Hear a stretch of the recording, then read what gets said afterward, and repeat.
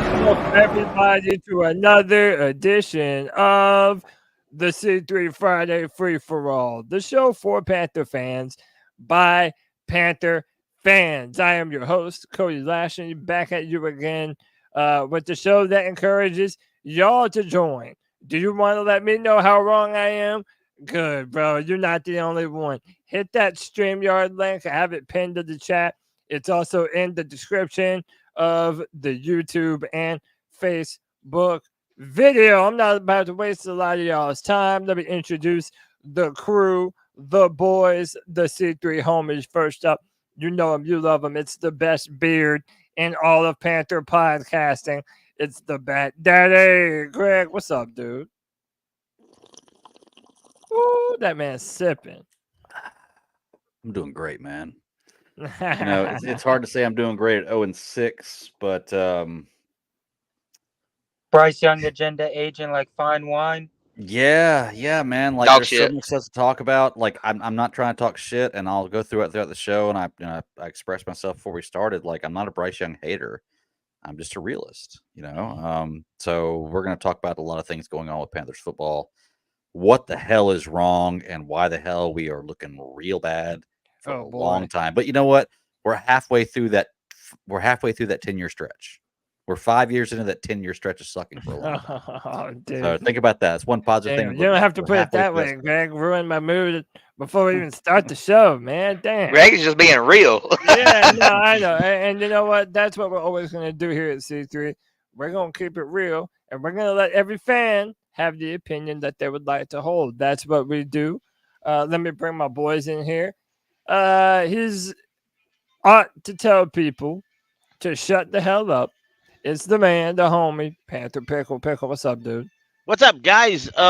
Everybody needs to calm down. It'll be all right in the morning. Might be all right tonight. Don't believe every rumor you hear.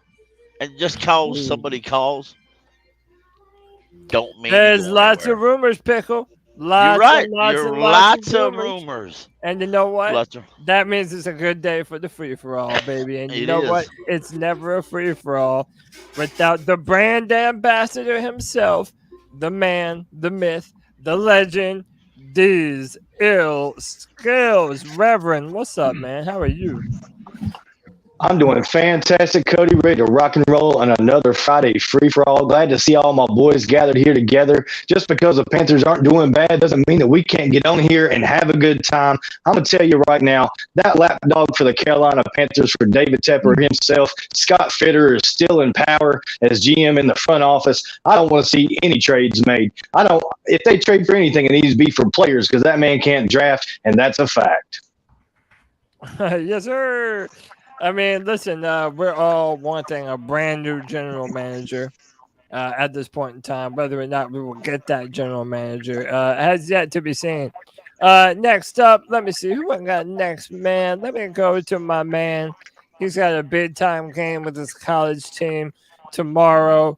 He's an Ohio State fan. He's also the man of many jerseys. It's the homie, JJ. JJ, what's up, bro? You damn right. It's prime time here. You damn right. The best in the business is here. Ready to handle business tomorrow. I mean, we didn't say all that. Nothing more. All right. The Scarlet and Gray. Why are you lying, JJ? He said, stop telling fibs. Nah, man. Next up, you hear the man. It is Jake the Snake F.U. What up, bro? How you living, man? I'm chilling, drinking, trying to listen to all y'all's take on some shit. I'm ready for some college football this weekend. I'm ready for our game after the bye, which I think is going to end up being another loss. But regardless, I am glad to see that Thomas Brown does have the reins on the offensive plays. That's going to be interesting to see and watch. I hope he does good. I'm pulling for him. It's going to be interesting. It's going to be better than fucking our head coach calling plays. That's for damn sure. Oh, yeah. I mean, listen, I'm excited to see what changes will occur. I hope something good happens, man. I hope that we're able to find some momentum. But we'll see about it, man. Next up, we got the homie, Mr. Stats, in the building. Do you prefer stats or strats? Or guns. How about that? I'll stick with strats just because I don't know, that's my main go-to. Gotcha, man. How you doing, brother? Good, how are you? Doing good, man. Doing good. Ready to talk some Panther football. Hit that like, hit that for whenever the 3 Panthers podcast goes live. Gentlemen, let's jump into this conversation today. The rumor mill has been a buzzing with all different types of trade rumors, and this is courtesy of Jeremy Fowler from ESPN. Says Carolina isn't in full trade mode, but will listen to inquiries on players considered available, including Terrace Marshall Jr. and safety Jeremy Chinn. The Panthers have received an inquiry on cornerback Donte Jackson, who's on a reasonable contract, $1.8 million base salary this year with a $4 million base salary in 2024, along with a $5.7 million roster and per game bonus. But according to Fowler, quality corners are hard to give up, so he's considered less available than the other two. Gentlemen, my question for you, my question for the chat: who would you be more willing to let go out the door via a trade, Jeremy Chinn or Donte Jackson? Donte Jackson, it's not even close because at least at least Chinn is more healthy than Donte Jackson. Both. Yeah. Both. But yeah, I agree with Pickle. Both. I mean, they're not going to use Chinn for whatever reason. Chinn doesn't fit in the line here. His contract's up after this year. Chances of re-signing him are extremely little to none. I like Chinn myself, but yeah, I do too. Pickle. The proof is in the pudding that we have no interest in him. So, and Donte Jackson, to be honest with you, I don't think anybody's really interested in Donte. I did read on ESPN today that the Bears have a good corner that they're willing to trade. And I mean, to be reality, Donte Jackson can't cover a lot of folks anyway. I mean, they could get practice squad players that can beat in deep balls. They don't need to trade for a bad corner with a big contract. They just already got. They can get one of them in practice squad. Yeah. And I think for the Panther fans, man, we've seen Donte Jackson burned numerous times throughout his career. They have him listed as an outside corner, but I mean, he needs to be a slot. Yeah, he's undersized. He's supposed to be the speed guy, but man, let me tell you, and this is true for about any corner in the NFL. But dude, Tyreek Hill put that man in a blender, boys. That was disgusting. Yep. They had no safety help over the top, and Donte Jackson one-on-one with Tyreek Hill. You're talking about one of the best wide receivers to ever play the game, too. Right. But the week before that, he don't know how to wrap up. Like, he was, missing tackles that he would not wrap up, period. That's one of the first. Let me ask you a question real quick, okay? And this pertains to this, okay? And I don't mean to be mean or anything like that. When is there been a speed wide receiver that Donte Jackson has actually covered successful? That's his problem. Never. I think it's speed receivers. Never. I agree. I think that's his problem. Yeah, he's not good with speed receivers. Yeah, and he's hyped up to have a speed guy. Mm-hmm. Yeah, he's like 4.3 run. And he can't cover a speed guy. So, and I mean, I think he. I don't know. I just don't think it. I don't think he tackles good enough to play on the inside, even though that may be where he's best fit. But clean this up real quick. Yeah, y'all got it. Y'all got it. You go ahead and clean it up. Y'all got it stuck at Donte can't cover speed, bro. He can't cover anything. He can't cover the physical guys who are big. Yeah. He can't cover any route technique. He can't cover nothing, bro. He's undersized. Yeah. He's got speed for no reason. Let's keep it a buck. You ain't wrong, JJ. You're not wrong. Can I tell you what Donte reminds me of? And then I want to add one more point to this. Sure. Donte reminds me of Josh Norman. Okay, like people want to praise. People want to praise Josh Norman like he was some amazing guy, right? He had one good year on his third or fourth year in Carolina, which he had 2 good years before that. But to be fair, on one of the best teams, then he leveraged that into a big contract, to which he never, ever again played as well as he did the 1 year he used to leverage under contract. I'm not mad at that. I get that. That's fine. But he was a mirage. He was not a great player. He was not some amazing cornerback. That's why he's a barista somewhere right now. He's not. He's the not, best corner. You know, But the best corner we've ever had was Chris Gamble. We can't argue that, right? 100%. 100%. Yes. Norman had the better season, though. You remember watching that All or Nothing? Norman had one better season. Donte Jackson had 4 interceptions in his first 4 games rookie year. You remember watching that All or Nothing? And he was having do you remember? I don't know how well you remember. when Cam and Luke called him on the phone.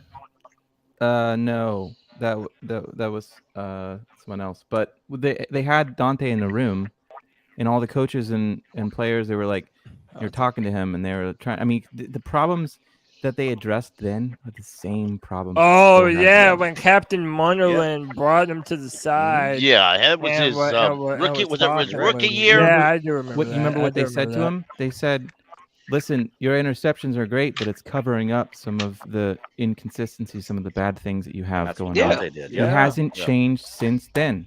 Nope. I wanted him out that season. The second I heard that, I mean, when they actually gave him a contract, how many people said, "What the hell?" Well, and by the way, to add on top of this discussion, right?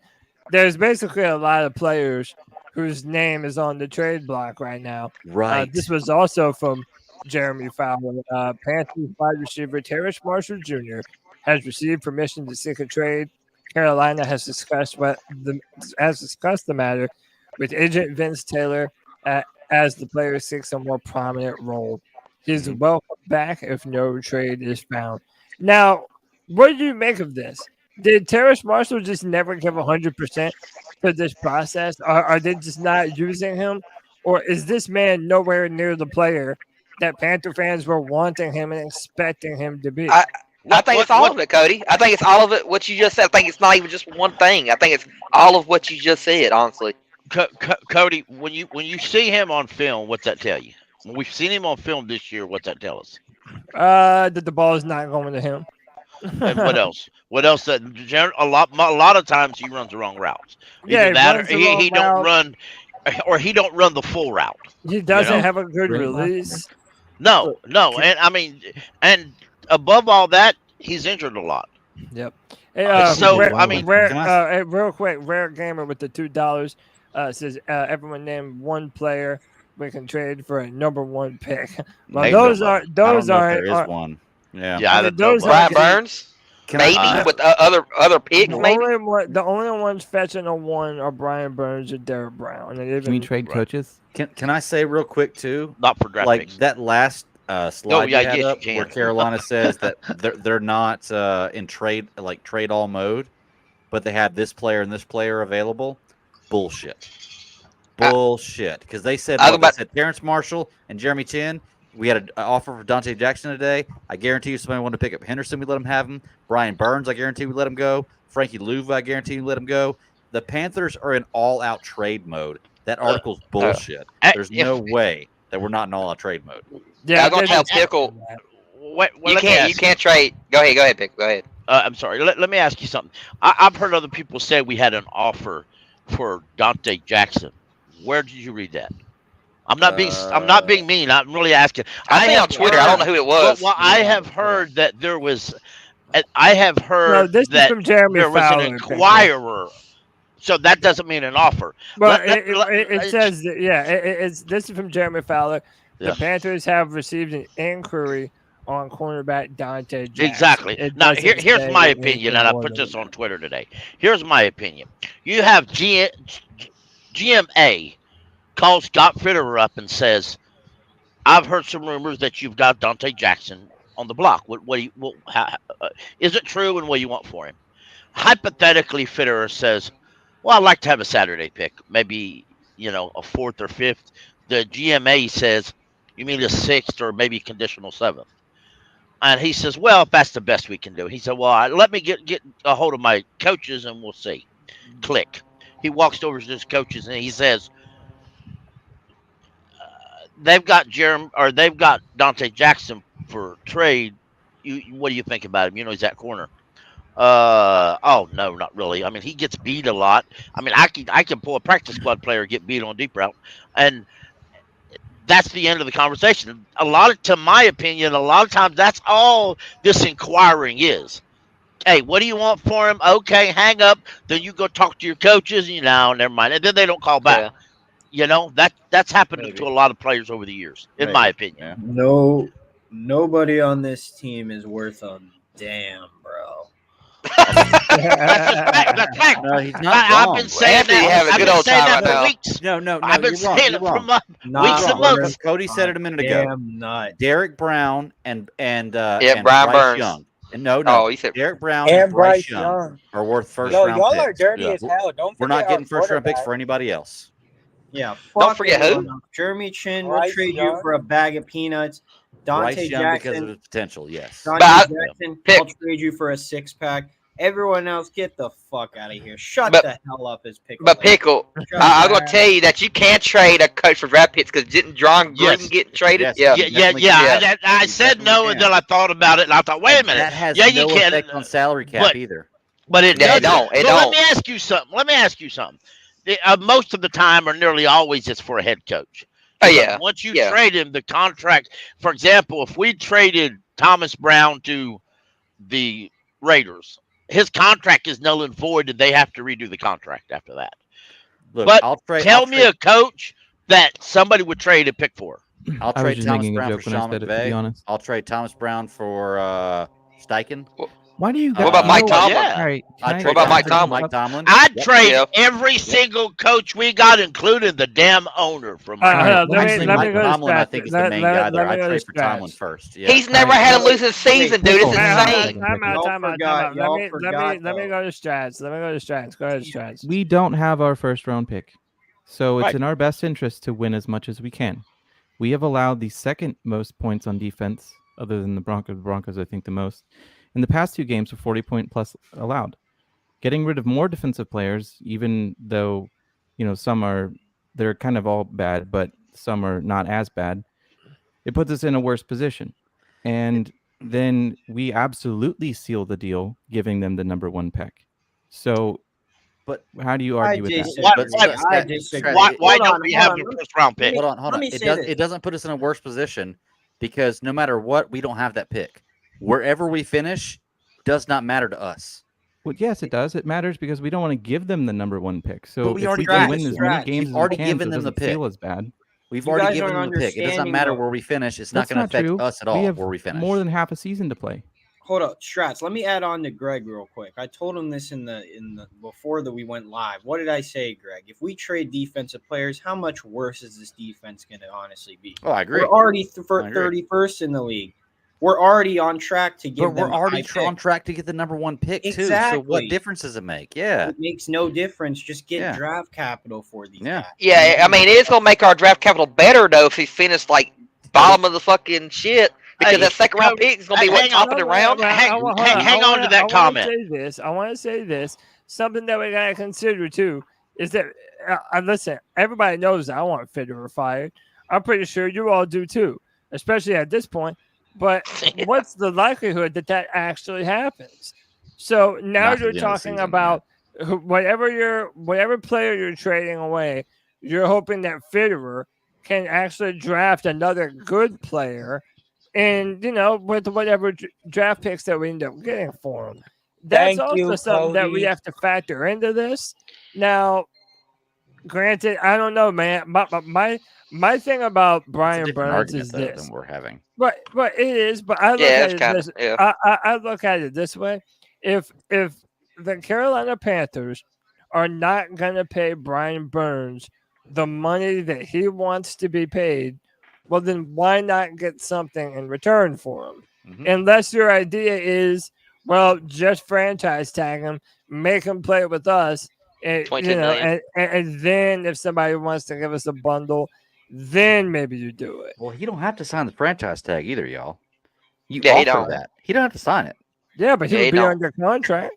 But Yeah, he who still, cares, if though? you don't sign it, Yeah, I mean, if you're right. No, Greg, you're 100% correct. He doesn't have to sign it, but here's the result of not signing it. Not signing it, he gets fined by the NFL and the NFLPA. Yeah, they can't go to another team. X amount of money. He doesn't for get the every year. game He he doesn't get the year misses on his in contract. years. Yeah, that's a good. And he doesn't get to negotiate with another team. He don't get to. I mean, he can't even have conversations with another team. No, okay, he can't. His agent Which can't. I'm sure never. I mean, happens. well, yeah, I'm real certain about I'm that. sure that never happens. Sirree. Yeah, but a lot of that, and you know what? I mean, what is this about lusting after a first-round pick? You had a first-round pick and you traded it for a quarterback. Suck it up and take your medicine. No, I agree. You don't get. You don't deserve another first-round pick. I think that we need to just accept the fact that this first-round pick for next year is lost. We could have had a top 5 pick next year, but it's lost. So we need to just suck it up. Just move on. It doesn't matter where we finish this year because we're not picking next year, and do what we can to trade back into the first round next year. Good. Well, let me ask y'all a question. Y'all tell me if I'm way off base because I've been off base all day. That's just a fact of it. You're way I read off my base, Twitter comments this morning. You know that. Way off But my question is simple.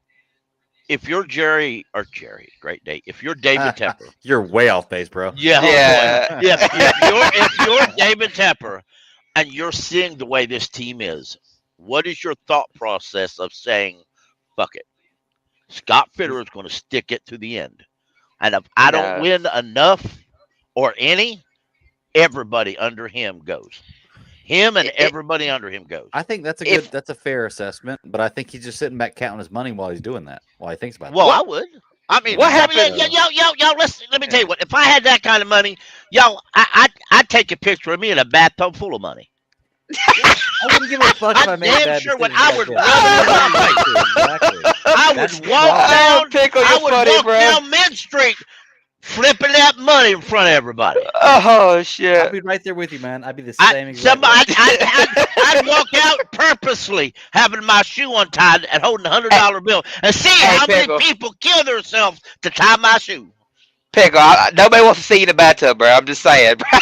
Oh yeah, hey, if I had that kind of money, they would. Well, bathtub full of money is very different, yeah. So. It don't matter if you had a bathtub full of $100 bills. They ain't. Yeah, these people that do it. That's how you know we're off the rails when we're talking about pickle in the bathtub. Hey, let me been in the bathtub in a many a year. Hold on. Let me welcome somebody into the show. We got my man Canman 98. Canman, what's up? What's going on, fellas? How you doing, man? What's up? Pretty good. I've been listening to you guys for quite a while, and I love the show. I just wanted to bring up, since we're talking about the Panthers here, Scott Fitter, I think, is the main reason why the team is just looking so awful. He's constructed the team. He's traded up twice in the third round, and have we hit on any of those that he traded up in the third round for? No, we sure haven't, man. He ain't hit on nothing. He ain't hit on nothing since he's been here. Yeah, I mean, not free agent, he's in on every deal, which is great, and like I love to see that on Twitter. You see that the Panthers are interested in this player, but at the end of the day, the players that he gets, they don't improve the team at all. Yeah, Scott Fitter is a fucking salesman. He doesn't do anything. We can say the same shit about David Tepper, though. Was a great pickup, but I mean, he's the best player in our team so far. I mean, I not, I'm going to turn it, Cody. I'm going to turn it off here in a minute. Scott Fitter is so bad at hitting on something, he's probably still a virgin. That's just a probably truth of it. But I mean, that's my opinion. And Cam, man, let me ask you this: what players should be on the trade block for the Carolina Panthers right now? Everybody. Donte Jackson should definitely be on the trade block. I don't know if. And nobody want that bum. If people are looking at him, we definitely need to be looking at that as a trade option. But him and let's see, who else? Every day I'm back and forth on Brian Burns. It seems like one day I'll be like, oh yeah, Brian Burns should be on the trade block, and then the next day it's like, oh, well, if we don't have him, what is our pass rush going to look like? Right there with you, man. Frankie Louvu should be on there too. Hey, Coach, why? Why? Because he's on his last year of contract, and more likely we're not going to re-sign him anyway. So why not get something for him now? Well, let him be a free agent. Well. What does our? We got Scott Fitter back to him. The whole point of keeping Brian Burns was to pay him, I thought. Why not trade Brian Burns instead if you knew you weren't going to pay him? Scott Fitter is a liar. I think We we could need have a kept DJ Moore. man. It's glaring. We're not gonna fire him on the bye week. So honestly, Yeah. and they're letting him. We're open to making moves right now. I think honestly, my worry is we're not firing him this offseason. Yeah, And that's scary, ain't it, JJ? That shit's scary. I mean, I don't. I But not personally, even just that. It's like All right. if we're not firing Scott, we're probably not going to fire the coach right away either. Let me So, like, raise here's you the one. thing. For the Here's coach the thing. anyway. Whenever you fire them, okay, they both got to get their asses out at the same time. Exactly, and that's No, why man, you're I'm not being like, fair to Frank Reich, if- dude. No, Seriously. no, it's for if this they're matter. allowed- It's for this hold on, matter. Anthony, damn. Okay, Like, go ahead. I was just saying because it's like if we're not already fixing to get them motherfuckers up out of here because they're horrible, it's like we want to do it in pairings, and we're still allowing Scott Fitter to make moves. So I was just like, and we might have them both next year, and we're already calling for their names. So you're all on board with trying to get as many picks as you can. Is that right? I'm on board. Nah, with that, I too. don't want to trade anyone, honestly. Well, okay. But I'm on then board three- too. I'm on board with that. Try to Okay, get Yeah, well, I'm then on board raise with this that. I argument. don't know if I am on board with that. Scott We Fitter can here's my trade the thing. bums, but I don't Let me think raise that this anything argument. past the third is worth it because I we want can't to keep draft. Burns, But, Okay, like, Can I that's raise where an I'm at. argument? Go ahead, Stats. Go ahead, Stats. Go All right. ahead. So for those of you that are on board Hey, with my fault, fire sale Anthony. and to get as many picks as possible, let me raise you the possibility that Fitterer does not leave this year, and he is the one that uses all those picks. And how much faith are you going to have in what he's going to get with those picks? That's a fair Zero. argument. Let me raise you one Very too. fair. Then, if we go 0-17, What I'm do you think he getting still at. has a job? Well, To be honest, Yeah. it's possible because he's doing what Yeah, Pepper there- wants him He's to do. 0-6 So with the it's job. completely plausible because he's Okay, going to be a I'll- yes man. And I why want to change bring it? some information up to y'all. Okay, so listen. Okay, I should have told y'all this days ago, but my dad goes to the gym with this woman whose son trains with Bryce Young in the off season, and wow, she that's was a saying deep pull. that Bryce Young, Here you we just go don't, again. you just don't see that same like fire he had at Alabama. It seems like he's been kind of depressed here. If Fitter's still here, man, his ass may not even want to be here. And Like let's I keep said, it a buck. Don't Okay, waste him. let's go farther than this. I know JJ wants to keep Brian Burns, and there's good reason to. Our passers would probably be bad without him. But JJ, there is no guarantee he's signing no deal, bro. We already fucked him over this season. That's what I'm trying to say. Like, Toughen up, bro. Toughen the fuck up. Well, Wait, can I? Wait, everybody time out. Wait, negotiation. everybody time out. Did I just? I want to make sure I heard what I heard. You're saying say what you just said again about your Okay, mom's hold on, give me friend a- or whatever the fuck. Like, okay, you're Yeah, I not just just wanna gonna make drop sure we that got and this we're gonna right. gloss over that. Say it Okay. one more time. okay, so my dad goes to the gym with this woman, and her son is like a football trainer in the off season, and he knows Bryce really close. Okay, and this is no fake information, but here's the thing about it, right? He said, my dad told me that she was saying that from their point of view, they don't really see the same fire that Bryce has. It seems like he's been kind of not depressed, but he's just not playing with that same fire he's had since Alabama. Sad And- that he's a Carolina Panther. Yeah, pretty much. pretty much. And this is why I'm worried if we don't get some competent or fucking GMs in here or coaches or whatever, bro. He may be out the door in 3 years, bro. you're He right. may not. Let me But- ask you this: Is this mainly on the Bullshit. coaching staff not designing people open, or is this on our receivers not being able to get open? This I is think on it's a Scott bunch of Fitter. it, and Listen, the I don't plays like they're Frank drawing Reich. up are trash. I don't like Frank Reich, but I'll say this. This is 70% on Scott Fitter and 30% on Frank Reich because Scott Fitter built the Wow, way- and no blame on any player. no, I'm just talking about in the rest Okay, retrospect that gotcha. why this roster sucks because Gotcha. he built this horrible roster. And then yes, And Frank I'll agree agreed. with you on Here's that. the thing. 70-30. Frank I agree with agreed to the job, right? Frank, so you agree to the job. You look at this roster when you're getting interviewed. You see all the pieces that they have at the time. So Frank should have gotten a clue that this was not going to be a good year. that. I will say this is the reason why I'm not a Frank Reich fan. I wanted Steve Wilkes, but while he's here, I'll defend him. He's coming into the exact same situation that we defend everybody else for.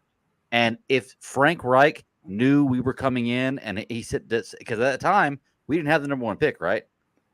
We signed Frank Reich before we got the number 1 pick, correct? No. Yeah, we didn't have the number. No, it was after. Yeah. We signed him. Yeah, before. We signed him before we got the first overall. Before we got the first pick. Okay? He knew coming in we were going to try to trade I would him. imagine that Tepper told him, or not Tepper or Fitter told him, look, we're willing to make a move to get the number 1 guy. Okay? So imagine you're a coach, and your entire coaching career, everything you've coached for, you've had one guy in mind that you wanted, and this guy in the draft is the guy that you think you can go with that and do that with. Then all of a sudden your GM or your owner tells you you can't have that. Well, are you really going to put all the blame on Frank Reich for not having a guy that he wanted, first of all, and being in a new team with a new system? But are you really going to blame us everything for new for him for doing a piss poor job? Yeah, that's the thing. I'm not saying he doesn't take any blame. I'm not saying he doesn't take any at all. But seriously, you're going to fire him after 1 year when he obviously did not want Bryce Young. He's winless, though. For a good reason. Hold on. No, hey, Greg. that's Hey, Greg. not. Hold on. Hey, Greg. Whether or not he wanted Bryce Young, we had Frank the Reich, same bro. roster as we had, damn near the same roster that we had last year. We made a few additions.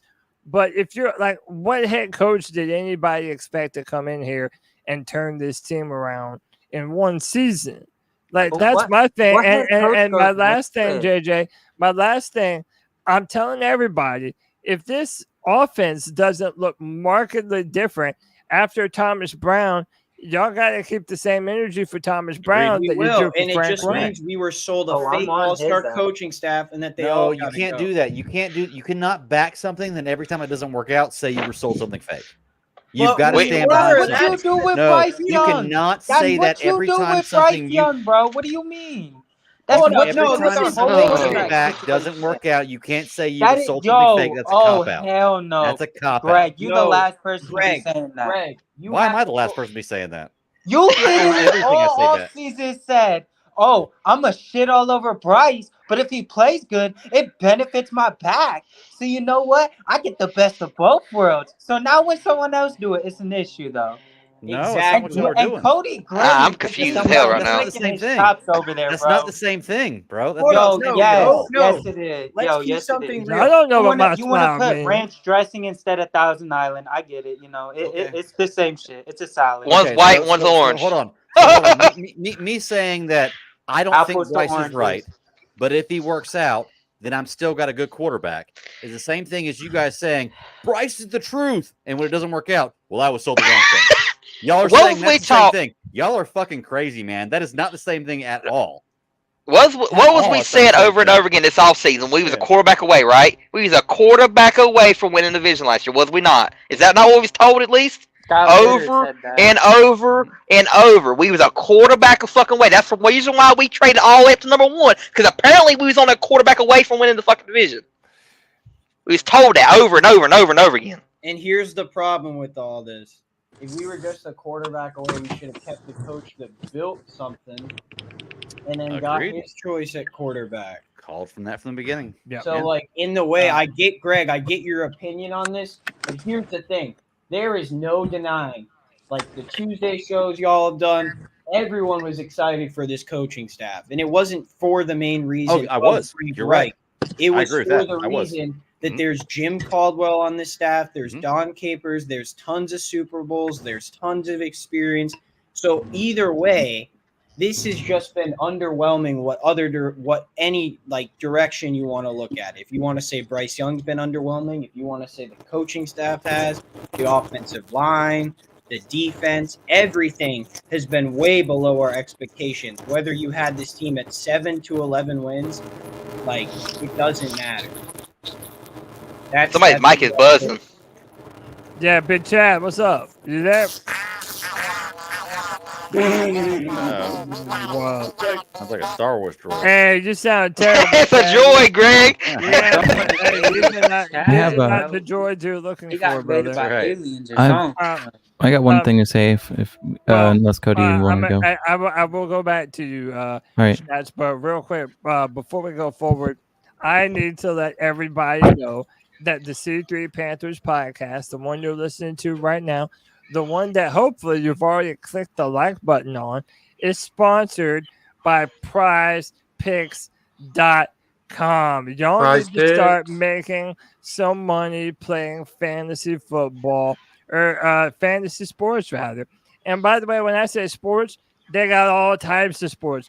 There's a big UFC fight tomorrow. You can play daily fantasy sports with PrizePicks. Basketball season, you can play with PrizePicks. Baseball, WNBA, every sport that you can imagine is on PrizePicks.com. All first-time users that deposit and use our promo code C3 receive a 100% instant deposit match up to $100. If you deposit $100, PrizePicks will give you $100. If you deposit $50, PrizePicks will give you $50. I've already put in my entry for the week, man. Listen, I love the bye week because it lets me watch all the football games I want to see. The Panthers are not going to be able to hurt my soul this Sunday, but I am going to be looking around. And listen, right now, they have Steph Curry at 0.5 points. They're giving you one. There's 9 hours left on that. Jump in on it. I have Josh Allen versus the Patriots at more than 250 passing yards. Gardner Minshew for the Colts at less than 193.5 passing yards. And I have DJ Moore versus the Las Vegas Raiders at more than 4.5 receptions. Your boy's been on a hot streak. Win some money playing daily fantasy sports at PrizePicks.com. Download the app. Use our promo code C3. Once again, a 100% instant deposit match of up to $100. If you deposit $100, PrizePicks will give you $100. If you deposit $50, PrizePicks will give you $50. Thanks to our sponsors, PrizePicks. We appreciate you. And boys, if y'all know of any other stats that we have on here, let me know, and maybe I'll put in another entry before the show's up. PrizePicks. How good was Trevor Gino's Lawrence passing yesterday? yards against the Cardinals is easy. Trevor Lawrence fucked me over yesterday, bro. You sad, Anthony. What do you want me to look at? Somebody said something. Gino's passing yards against the Cardinals. That's free. You can't outright bet like a team that's winning, can you? No. This isn't a bookie. This is not really. And it's not betting, baby. It's fantasy sports. You know? Oh, right, of course. I know our team ain't playing this weekend, y'all, but Sunday night is gonna be a game to watch. Miami and the Eagles. It's gonna be a hell of a game. Yeah, they have Geno Smith at 253.5. What about Kenneth? Go to Kenneth Walker. See what he's got. Because Arizona's rush defense has been really bad this season. Kenneth Walker. He should be on there. Yeah, I think so. It doesn't let me scroll, which is not great. Ramondre Stevenson, Sam Howell, Bijan Robinson at 61, Tyler Algier. Now they got Bijan Robinson at 53.5 rushing yards. What's he been averaging? Just don't pick no Clemson players, Cody. Yo, man, shut up, Jake. Kenneth Walker at 76.5. Amon-Ra St. Brown, whatever it is, let's take more than. Kevin in the chat saying Walker for a touchdown. Yeah. I got Seahawks 70.51% win for that.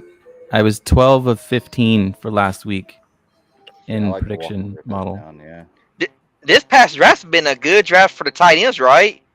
Like all the majority of the top 5, top 6 tight ends that was drafted, they've been playing pretty good this year. The one from the Raiders, was it Laporta too? Yeah, Sam Laporta. Yeah. There's a bunch of tight ends that have been playing pretty good. Yeah. Let me see the Chad, you're in the building. You're back. What's up? No, man. That is a droid. That is a droid. Yeah, That's not a human. Yeah, you sound all weird and robotic, brother. So somebody call Anakin. Get him. Take him out. Reception. But yeah, man, y'all check out PrizePicks.com. Promo code C3. But yeah, boys. I gotta ice someone up real quick. Go ahead, do your thing, man. G baby, where are you at, bro? When I beat you in fantasy, you know where to be found, bro. Come on, G baby. Bro, You were talking all that talk, You damn right he ain't nowhere to be found. If you say his name 3 times, he will appear. He's like Beetlejuice. Like Bloody Mary. He's like Bloody Mary. Come on to the free for all, bro. He hiding right now. He owes everybody money. Yeah, I was about to say he owe people money. He got no balls. No balls, no show. Yeah, he gave his...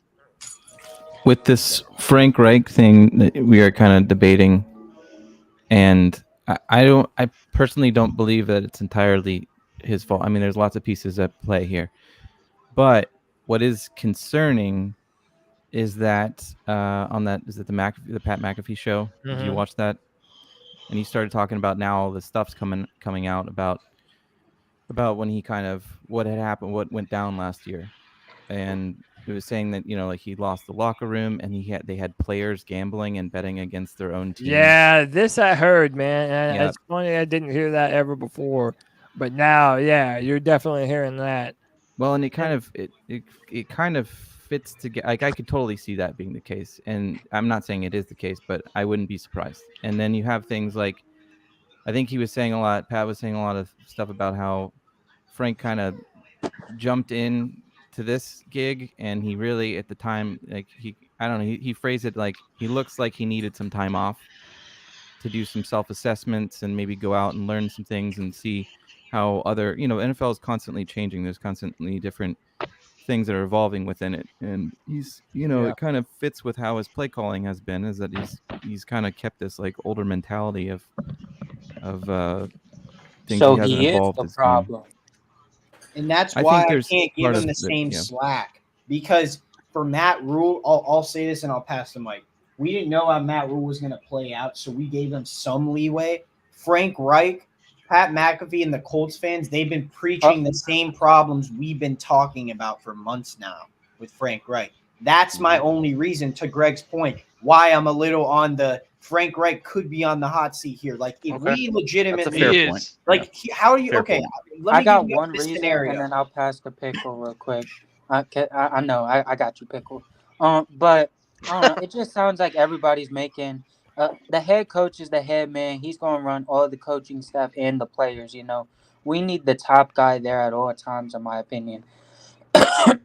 And to me, it sounds like y'all are giving him the roster excuse, and me personally, I'll never look at the head coach as the answer if he's always going to be as good as the roster. I want a head coach who elevates and gets the best out of his personnel. I want somebody to fire players. Whether it's from a scheme or methodical standpoint, or even energy and like a route, like leadership role, whichever way. But if you could get the best out of your players from a week-to-week basis at all times, and your coaching staff, that's who I want in charge. And Frank Wright has just shown zero of that. What you got, Pickle? Wait, hold I on. mean, the team isn't. Oh, sorry, Pickle. My opinion is, I'm blaming everybody, y'all. I'm blaming Scott Fritter because it's his roster he put together, and it's shit. It's just shit. You can't look at one position and say this position's above somebody else. This entire freaking roster is shit. Backups are bad. Most of the starters are bad. It's shit from up to bottom. He put the coaching staff together, and I mean, let's be honest with you. There's only one person on this entire damn team that's ever remotely developed a coach, a quarterback, and that's Frank Wright himself. I mean, why do you bring all this staff on here and nobody knows how to develop a rookie quarterback? That's stupid. Okay, and then now let's keep on going right now. Okay, the offensive coordinator, as much as we like him, he has zero experiences as an offensive coordinator.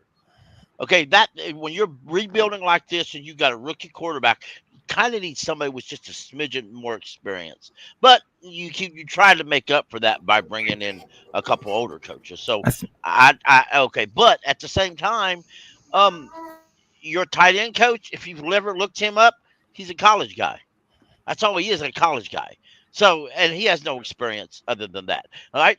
The defensive, first of all, this is not even the defensive coaches he wanted. This is what he had to take. And this Evero is overrated. Evero was a defensive coordinator for the Broncos for 1.5 seasons. And other than that, and he leads, and the Broncos are a big mess on defense as we are, if not worse. Okay, so I blame it on that, and I'm not going to stop there, y'all. Half of these players on this roster, you know what? They're a fucking joke, and they don't deserve their fucking money they make. Give it to them, Bill. All right, none of these fucking players do. When I draft a quarterback first overall, I expect him to go on the field and fucking look like it. When I pay that much money to a running back, get him, Pickle. When I draft that much money for a veteran running back, his ass better be able to run through any line I pay him. If not, I'll put a damn undrafted rookie in there and get more than what he's giving me. What about all these the best wide receiver we got is the old man everybody says didn't have nothing left. Absolutely. What the hell? Where's this chart that was supposed to be great? Where the hell is this tight end that's supposed to be great? They ain't nowhere. The first overall rookie we had last year, that's a good run blocker and left tackle. Everybody praised Chandler Zavala like he was the next god of guards. Where the fuck that man at now? Ain't fucking nowhere. And don't even get me started on that useless defensive line we got. Fucking useless. The only person on the defensive line that looks like he knows what he's doing is a former first overall pick, and sometimes he gets lost in the sauce. But when you got 4 people blocking that one guy and the others are playing tiddlywinks in the backfield, well, you can't put everything on him. Okay, can I say Brian Burns, you wanted $19 million. Fuck your ass. I need to welcome somebody.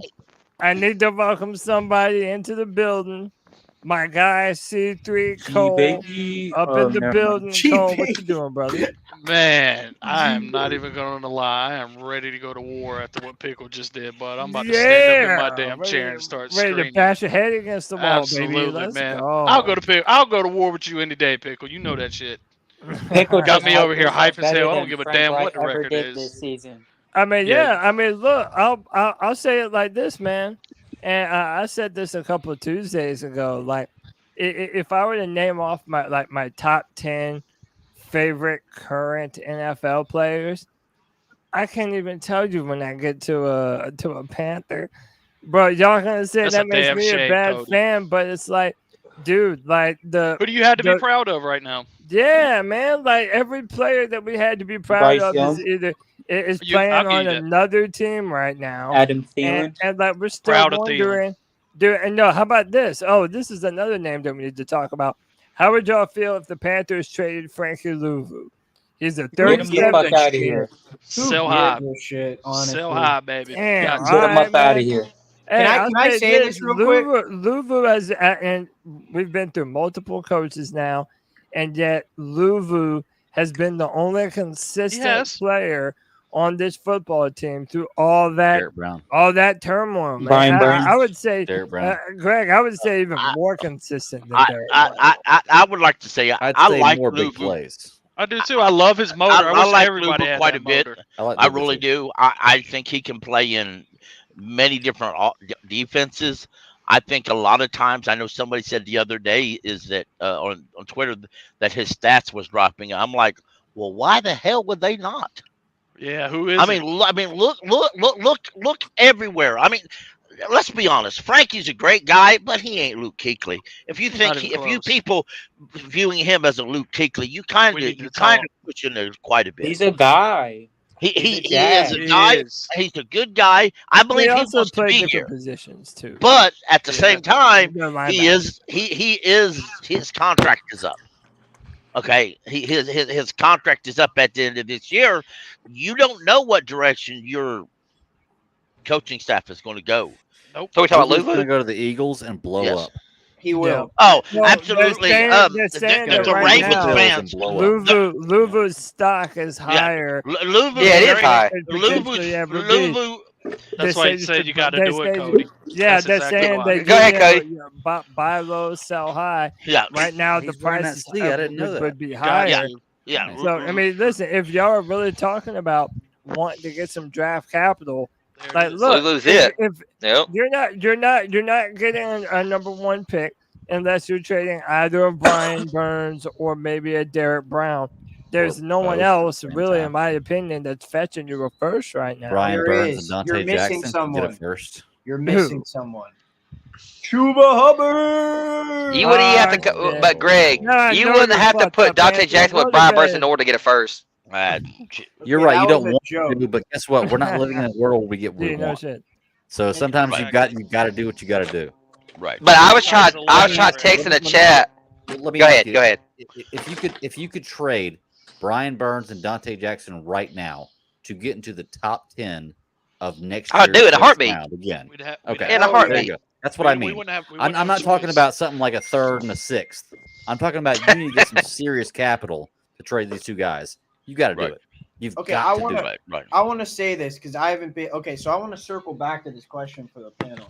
So we were talking about like the whole blame thing with Frank Reich and this and that. So let me just break it down like this.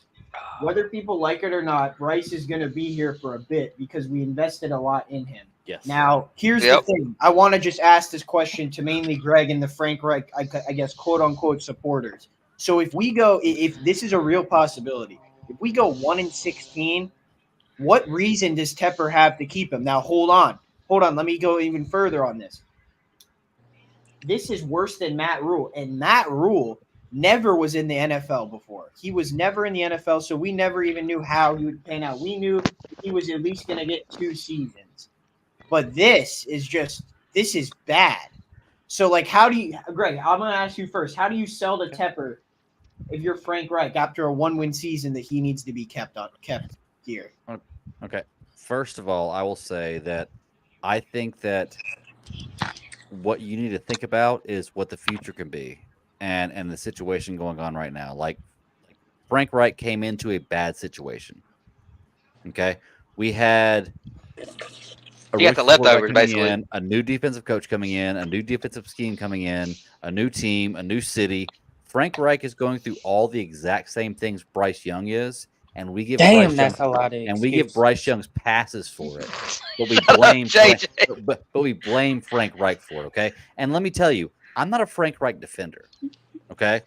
Here's the thing. When you get to the age that I'm at, when you look at an argument, the first thing you got to do is try to argue the other side.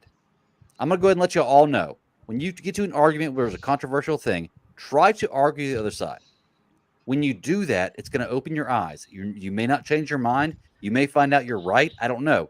But try to argue the other side. And when you do, it's going to really open things up for you. Yep. I'm telling you, man, don't look at things from one point of view. Look at them from every point of view you can. All right? Yep. So when you have Frank Reich coming into a new team in a new city with a new quarterback and a new defensive scheme, like everything new, the same thing we give Bryce Young credit for, I think going 1-16, I mean, we gave him chicken shit. We expect him to make chicken salad. Like what do you want? Like, what do you really want? You know? Bryce Young was not the guy he wanted drafted. Let me say this, though, Greg. Hold on. Not only did he come in here, he said chicken shit. He didn't expect to have the team he has. He does not want the quarterback he has. So he does not have the guy he wants. How can you put I'm not saying he's totally blameless. That's he another definitely reason to get him up out of here. How can you put David Tepper is not David Tepper and Scott Fitter are the guys you're mad at, not Frank Reich right now. I'm not saying Frank Reich will succeed. I'm not saying he's the guy for the future. Well, Greg, let me ask you this: we're giving him too much blame for everything going on. I agree with what Greg. Yeah, I agree with Greg. And largely, I agree with you, Greg. But I'll say this, right? let's say, we go with this, that he didn't get the quarterback that he wanted. Well, that's not about to change anytime soon. Right. Like whether he likes it or not, whether we like it or not, Bryce Young is the Panthers quarterback for the foreseeable future. Agreed. So if it's this scenario where Frank didn't want Bryce, do we even envision a scenario where Frank is going to be the coach to actually get the most out of Bryce? No, that's why I've been hoping that Thomas Brown comes here and shows him what he's made of. Because he's the play caller now. And here's the thing, I'm keep gonna that say same energy for Thomas Brown when he don't do shit. I never said he was. All off season they got called the Avengers, but I really just called them the college kids in costumes because they damn. They the senior citizens on Halloween night, bro. They just wearing costumes. That's fucked up, JJ. But nah, for real, bro. No, y'all gotta prove to be you're the Avengers. And so far they haven't proved a nickel or dime, let alone the checks they collecting, bro. I'm tired of capping. Bro, Greg, I pay so much respect to you when we was in that running back argument, when you was like, I'm not capping for millionaires, bro. Because I'm like, I'm not capping for him. It's like, that's another reason why I'm not defending Frank Reich. You fucking winless. I don't care how bad this situation is. Get some wins, bro. Not be winless. We got a goose egg in that win category. That's the bottom line, honestly. Greg got a badass Leia poster in the background. Let me add something real quick, Disney okay? Princess. Well, oh my god! a few years ago, I saw a coach fired after 1-16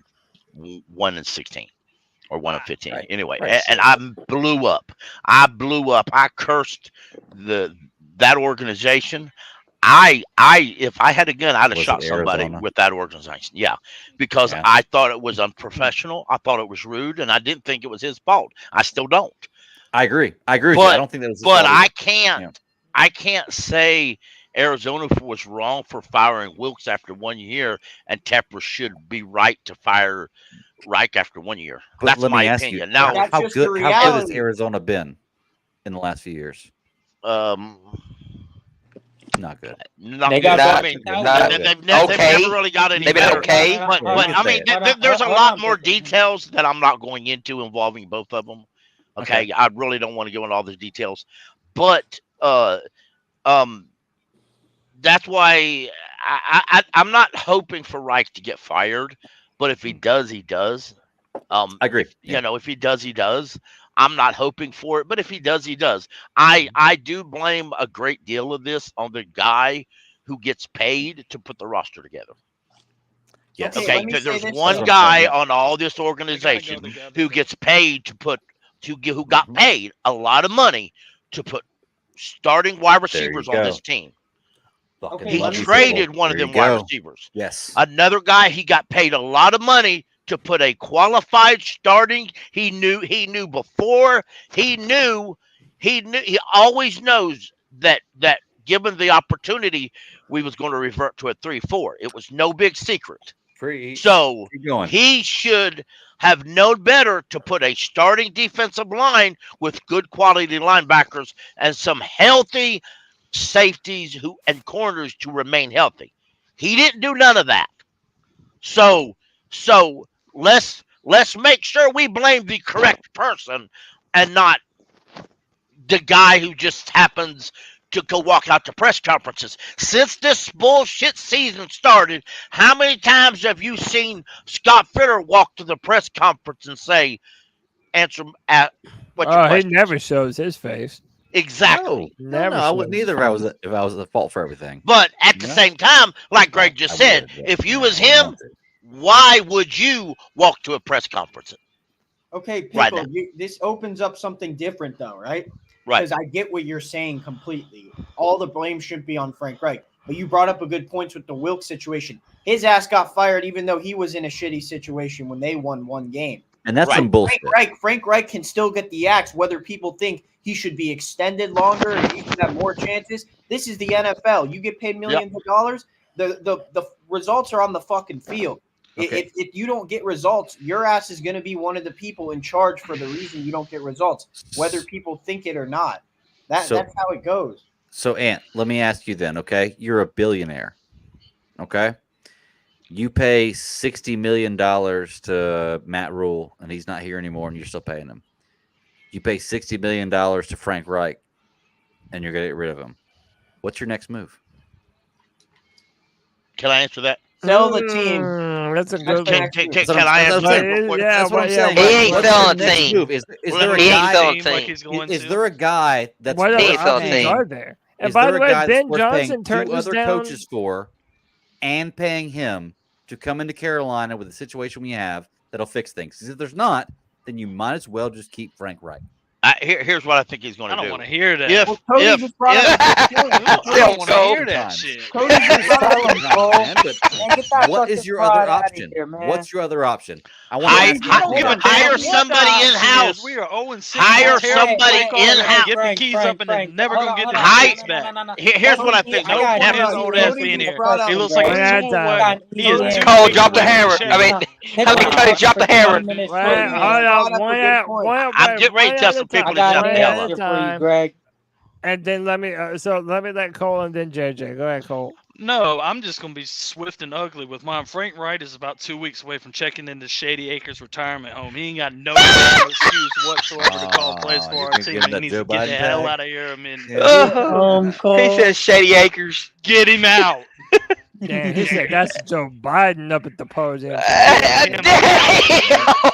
Yeah, That's like the worst insult ever, right there. Yeah, I know. I'm right? Oh shit! It looks like We he's gotta about to stay go away to from the sleep. He looks politics, awful. bro. We gotta stay away from you're politics. You're right. I'd rather be called But Matt Rule. No, I ain't no, even but do that. listen, He's that terrible. I'm is a sorry. great point, though.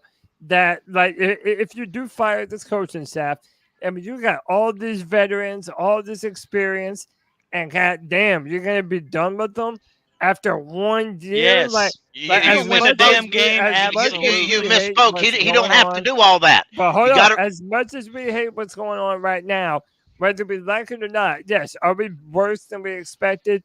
Yes, Mhm. but it wasn't going to be a lot different than this. No matter what, you're going to need a season or two of a good draft and a good free agency before this team and this coaching staff are going to be able to show you what they're capable of doing. Panther fans don't want to hear that because we've been fucking waiting forever for this shit. But we're going to have to. There's literally no other options on the table for us right now. And by the way, the hot name is Ben Johnson. Ben Johnson already interviewed with us last year. Like, why is Ben Johnson going to want to come here right now, looking at the roster that we have, looking at what he was able to do to us, and seeing what they did to Frank Reich? If you fire him one and done, like then everybody looks at us like the fucking joke of the NFL, and there's no reason to even waste your time with that organization. They've already been looking at Ben it Johnson like never that. came here. All right, let me He never clarify. interviewed. Let me Hold clarify. on, no, something. he said I could go next. Yeah, I did Oh, say that. fuck. Okay, I'm going after JJ. Yeah, All Now, right, you yeah. last. You going Ben- after me too. Damn, pickle. No, I keep it I'm short and pulling my simple. old man guard out. Greg said, "Who are we gonna hire outside of Frank Reich?"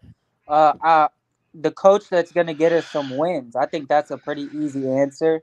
Motherfucker who could get us to some wins, bro. Like I said before, bro, it's just unacceptable. Who? Winless. He got us, man. Ben Johnson.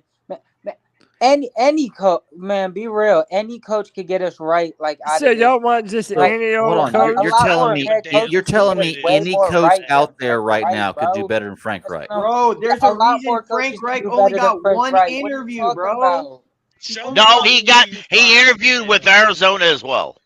Okay, Hold on, What has real Frank quick, Reich hold on, shown you real this quick. year into not Real being quick. the worst head coach in football? You're telling me that any coach out there could do better than Frank Reich right now. Now I'm not telling you you're wrong because I don't know. But that's so like if you had to bet your next paycheck on that. Hey, the next OC to go to the Super Bowl will hire his ass. Frank Wright does have a winning record, though. I will say that. Okay, promise that's you, he different. That's won't different. go winless. What I'm saying Frank Reich is got us you- winless right now. at the point we're at right now, you're right. The next OC that goes to Super Bowl is great, but we're in week 6 right now. Who right now could we, if we fired Frank Reich, could we hire to do a better job than Frank Reich is doing right now. Steve Wilkes ain't coming back here, JCN. Thomas He's not coming back here. It's hard to not be better than Owen. We got a better coach on the team. You really we can't saw get how worse than 0-6. Starters rallied around. You're right. You can't get worse Steve than Wilkes. 0-6. Exactly. So who's going to be better is what I'm saying. Any coach who will get us a win, and that's probably a lot more coaches. That's a but with this roster, oh my god! You don't have. If you don't, it is because if you don't have any one coach you can name, that's a cop out. It is. We have a dog shit roster. That's all I'm gonna say. Wilkes had a cop out right there, man. I'm sorry. Immediately, fam. Yeah, I literally just said Deuce Staley. What are you talking about? Not an answer. Well, okay, Deuce Staley's an answer, but that's not saying any coach other than Frank Reich. Is Deuce Staley gonna go out there on the field and play for us? Make an argument for Deuce Staley. Greg, let me bring this up, okay? So let me put it like this, right? You talk about how Frank Reich potentially may have not wanted the quarterback we got. So Kyle Bailey said recently he's heard that they were all in on Bryce. So I don't even know if that rumor is 100%. Correct. Yeah, I don't know if it's true. Here's the other thing, right? We talk about how maybe the coach has dealt a shitty hand. Well, guess what? Steve Bernard Wilkes came into a team with none of his staff, none of the players he drafted, no ties to Sam fucking Darnold or Deontay Foreman or anyone. And he was able to win some games. That's all JJ's saying. We knew, listen, there's a reason that Frank Reich wasn't David Tepper's first option. David Tepper only hired him because he was the only coach that was willing to come here. So if our excuse for keeping him around is, well, we don't know if someone else is going to get here, bro, like I said, the Colts fans were literally calling out all these same problems. Frank Reich just has a reputation as not a good coach. That's the reason that Tepper didn't interview him first. Anthony. Let me tag back in real quick. Because, there was a head coach this offseason that got made fun of for looking like Murr from Impractical Jokesters, John Gannon, the head coach for the Cardinals. He was dealt a horrible front office. He was dealt the worst roster in football. But guess what? He's not winless, baby. What you not realizing, Greg, and I get it. Me not naming a name is a cop-out, but what you not realizing is Frank Reich is just the bottom of the scale, bro. He's the bottom. I'm not realizing that. I'm not saying Frank Reich is a great coach. I'm not. What I'm saying is, if you're going to call for Frank Reich to be gone, then give me a reason. Let me welcome somebody else into the Friday free for all. It's the big homie D'Angelo, the legend. D'Angelo, what's up, brother? What's good? What's good, Cody? What's good, fellas? I had to get in here. I said, man, what is Greg? Why is Greg asking this question? What coach are we going to hire? It's the easy answer, Greg. Any coach that got some damn bark to him, coach with some bark to him, that's all you need. Frank Reich don't have any bark to him. He got no dog, so our team has no dog. Any coach that has some dog can get a name one. Hell, me for a name. He said me. That's the best answer. That is the best answer ever, bro. He said me. No, hold on. I'm just trying to be real right here. Seriously, I'm not saying you're wrong. I'm really not saying you're wrong. But if you can't name one, if you can just say, nah, this shit should be better, but you can't name one reason why it should be or one reason to make a change, then what are you talking about? You're just talking. Like, name one, and I will debate with that, and I will accept it if it's good. But you got to name one. Otherwise, it's a cop-out. Wait, are we talking about coaches just on this team? Coaches anywhere. Yeah. Coaches you can hire anywhere. Thomas Brown. Hire Thomas Brown as head coach. Okay, listen. How about the defensive coordinator for the 49ers? His name is Steve Wilkes. I don't know if y'all heard of Steve Wilkes. I think he could turn around. Make an argument. Convince me. This is what debate is about. Let me put it to you like this, Greg. A lot of people think that Bryce Young doesn't have that dog in him to be able to turn shit around. A lot of people are feeling like they kind of feel the same way about Frank Reich. That maybe he's a good God-fearing man. Maybe he's all this. Maybe he's all that.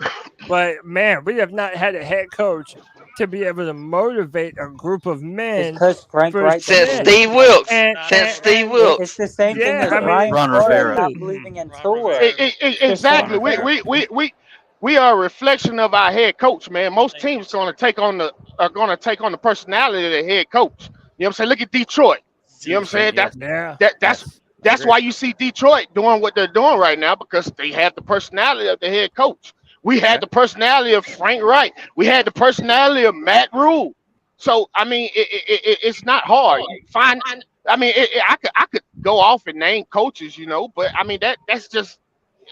That's easy. I'm just telling you. Well, if it's easy, then name one. Seriously, if it's easy, then name one. We have because here's the thing. I want to hear what you name, and honestly, I will debate with you about what that is because you may be right. You very well maybe. I want to hear your opinion. But you got to name one. Great. Like if it's easy, Greg. How about the 49ers defensive coordinator? His name's Steve Wilks. I'm about to say Steve Wilks. Then argue Steve Wilks. Cool. Listen, I wanted Steve Wilks. Go back and check the tape. I wanted us to hire Steve Wilks. Cool. Argue that. Because I'll probably be on your side. Let's go. That's all I'm saying is don't say anybody, but then not be able to name a person. Argue that just for you to come. Well, I'm not saying anybody. I'm just saying a coach with some. That's what you said. You said anybody. No, I said anybody with some dog. Any coach that has a bark. Any coach that can lead a group of men. Greg, this goes to the point. This goes to the point of what JJ was saying. Frank Reich is like below the bar. That's how bad it is. That's why we're seeing, like, in general, any coach is probably. Did you hear? I agree with you. Did you hear? Yeah. Did you hear what Pat McAfee said about Frank Reich, Greg? No, I didn't. Oh man, you need to go and listen to what Pat McAfee said a few days ago. He's a Colts fan, bro. I'm not defending Frank Reich. I'm not saying he's a great guy. All I'm saying is we haven't given him the chance that we should have or would have. Look, let me bring y'all some names. Look, everybody's asking, but what names are even out there? Hold on, JJ. Let me, JJ, hold the fuck on, bro. So look, these are some of the names that we're looking at right now. Everybody wanted an offensive-minded head coach to be able to pair with Bryce Young. So I'm assuming that they would want to do the same thing again. The names that are available now: Ben Johnson, everyone knows that. Kellen Moore, everybody knows him. He's the OC for the Chargers now. Be a free agent. Another one, Eric Bieniemy is still out there, and their offense hasn't looked terrible, man. There's Drew Petzing, the offensive coordinator for the Cardinals. Hey, how about this name? Oh, Ken Dorsey, the Buffalo Bills offensive coordinator and former quarterback. I'm good on that shit. Carolina Panthers. What was the Cardinals coordinator's name? Drew Petzing. I was watching their offense, and I saw them doing a lot of different schemes to get Hollywood. Yeah. As bad as Arizona is, especially when it comes to talent, Arizona actually playing way better than what the hell you would think they would be playing. So I mean, and that's go ahead. Then that goes to the point of how they have a quarterback in Josh Dobbs who wasn't even expected to like do anything. They have like a bad roster, and the coach is still finding ways to exactly. I mean, and our roster, Greg.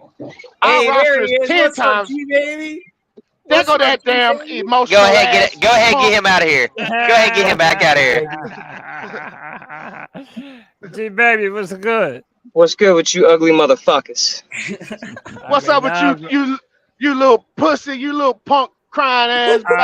Here we go, man. We got the fights going. G baby, who be trading, bro? Be trading your favorite player, Donte Jackson? Man, I hope Bryce not. Young. Bryce Young, his favorite player, Bryce Young. I want Brian Burns gone, man. Shut up, G baby. Shut up. Brian Burns got to get the fuck out of Carolina. There. Like, Brian Burns should be gone. Yeah, he ain't wrong. I mean, why do y'all want Brian Burns gone so bad? Why you want to keep him? Hold on. Why you want to keep him? Who you gonna replace him with? What has Brian Burns done for the Carolina Panthers, G? Anybody that can get 3 sacks next year. He's been too pro. You do has know 4 right now, Greg. You do know he got more sacks than Nick Bosa, right? Okay. Nick Bosa only has 2 sacks. He ain't on the level of Nick Bosa. Come on, bro. You don't even believe that shit. He's not. I'm not saying he's on the same level as Nick Bosa. What the fuck you want to carry him for? Nick Bosa only has 2 sacks. Yeah, Nick Bosa only have 2 sacks. He only has 2 sacks. Y'all want to talk about Brian Burns only has 4 sacks? Nick Bosa only got 2. That's all I'm saying. I'm not saying he's did Nick Bosa go through training camp and all the preseason? No, I don't give a damn. But Pickle, he's a goat. That's the He's problem. a goat, Brian though. Burns ain't worth shit, in my opinion. But at the same time, Pickle, he's a goat, so he don't need training camp, bro. That's why I've always heard a goat don't need training camp. He don't need training camp. Then he ain't worth the shit either. He ain't got but 2 fucking sacks. But let me ask y'all this though. Listen, but whether or not you think Brian Burns is worth the money, that we don't even have another outside linebacker opposite of him. That's what I'm saying. It is a legitimate question. If you do trade Brian Burns, how are you going to fill those edge rusher positions in under a season, and you don't have a first-round draft pick to be able to do it with? Okay, you better hit him in the last few rounds. Let me say this, and I'll pass the mic. To G's point, this is what I was preaching earlier, bro. Yes, Brian Burns, he's probably one of our best players, but the defense is ranked fucking 31st in the league, bro. Without him, it'll be 32nd. It's not even going to be that big of a difference. And here's the other thing.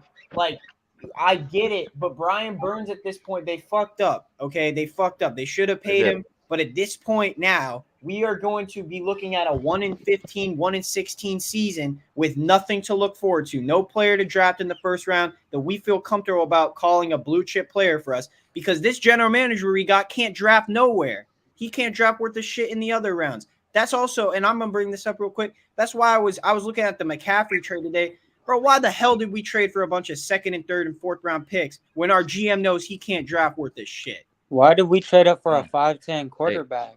G-Man got nice ass kitchen dough that he don't use it. real quick. Yeah, go ahead. Well, like Brian Burns, like why would we you're talking about replacing a player like Brian Burns? If you can get a first round pick for him, why would you not take that? Like Brian, actually, the question I really want to ask is, what would you pay Brian Burns? Like if you had if right now, Brian Burns is not going to play for us next year if you don't pay him. What are you paying Brian Burns based on what he's done this year and what you think you do in the future? Years and money. Go. I got you. Right, real quick. 4 years, $100 million flat. So 25. Give him the same contract the Eagles 25 gave a year. Brown. How much guaranteed? We'll give him 78 million. Or 60, 65. 60, 65. Okay. I mean, I just don't think the Carolina Panthers want to pay Brian Burns the type of money that he's looking for. That's why I want to hear what people want to pay. So, but listen, I understand why D'Angelo and why other people don't want to trade Brian Burns. I understand. Once upon a time, I was on that train, but I've been doing these all 22 breakdowns every week, man. And listen, I'll be damned if I'm not looking at so many different plays of not only near misses from Brian Burns, but a man who has no secondary maneuvers, man. Even if he gets to the back hip of the tackle that he's going against, bro, it's not hard to lead him around the edge. No one's doubting that he has the talent to be one of the best in the NFL, but he just hasn't been consistent with it. And he does be getting locked up by tight ends too. Yeah, but it's hard to be consistent. Hey, bro, when we played the Miami Dolphins, they didn't even have Teron Armstead out there, and their backup tackle did a damn good job against Brian Burns all game. He had 0 sacks, man. When you're one-on-one, that's not syncing it up on the Panthers. But y'all gotta take into consideration too, man. Look at here. Y'all gotta take into consideration too. These players are human. It's a thing called morale, man. You know what I'm saying? And Madden used to have that. Your team, when your team loses morale, your players play goes down. It just happens. You know what I'm saying? That's why you trade him so he's happy somewhere else, because he ain't. I'm not. Look, if we trade him, we trade him. Do I want to trade him? No. You know what I'm saying? But I'm looking at it too. Like, you know, I mean, if we trade him, it's no telling when we're gonna find another pass rusher of his caliber, because they don't grow on trees. You know what I'm saying? So we have so many holes. Who's to say when we'll be able to even draft a top edge rusher? You never know. If you do, damn if you don't. If you don't, we damned if you do, damned if you don't. You're right about that. You know what I'm saying? So I mean, if we keep him, I'm happy. If we trade him, I'm not gonna be mad because I understand. I don't want to see him go. But y'all just talking about he's trash. That's ludicrous. Well, the man's hold not on, trash. If you're gonna say damned if you, damned if you don't, then I got why a not go question ahead for and y'all. do? Why not go and get what you can? Because if you're gonna be the same, damned if you do, damned if you don't, means you're gonna be the same either way. So if you're gonna be the same either way, why don't you get what you can for him? I agree. You can't just get what you can for him. You're gonna have to, you got to. No, hell no. D'Angelo, if it's a first round pick, let me ask you this: if it's a first round pick in 24 and a second in 25, should the Panthers not do that? A first in 24 and a second in 24, they should do it. So not even a first this next year and a second the year after. Well, I was reading a writer that said Brian Burns could still garner 2 first round picks. I don't know how true that is. I read that too. But that's another thing. If someone's willing to give you 2 first round picks, take it, bro. With this team, you have to take it. You gotta take that. I agree. You gotta take that. You gotta take that. You gotta. I'm just sick. You're right. I'm just sick of people trying to downplay Brian Burns like he's a bum, and that's the shit. Is anybody? Wait, hold on. Let me ask that question. The highest value, he's got to go. Well, that's what. Is anybody on this podcast right now saying that he's a bum besides G Baby? He's ever laughing. Besides G Baby. Pickle think he's a bum. I'm not. Pickle, you think he's a bum? That, my friend. Ain't nobody listening. Look. Pickle, you think he's a bum, though? Pickle think he's a bum. Yeah. Pickle think he's a bum. I mean, listen. The proof is in the pudding. That's just what it is. The proof's in the pudding. I saw number 84, a 4th-string tight end on the Seahawks, completely eliminate that man from the game. I said to the film review repeatedly and said he's got to be hurt. If he's the bum, he's got to be hurt. If he's a bum and still giving us the best value, what the fuck does that got to say about our team, though? What the fuck does that got to say about our team? But that is bad. But the morale thing is way overblown. I'm gonna tell you why. For years, when Carolina was down, you didn't ask Julius Peppers why he wasn't producing. Julius Peppers wasn't producing. Now, you're right. That's a damn lie. That's a lie. You that's didn't a lie. ask. I love Julius Peppers, but Julius Peppers took plays off, and he did, but he still played great. I ain't lying that.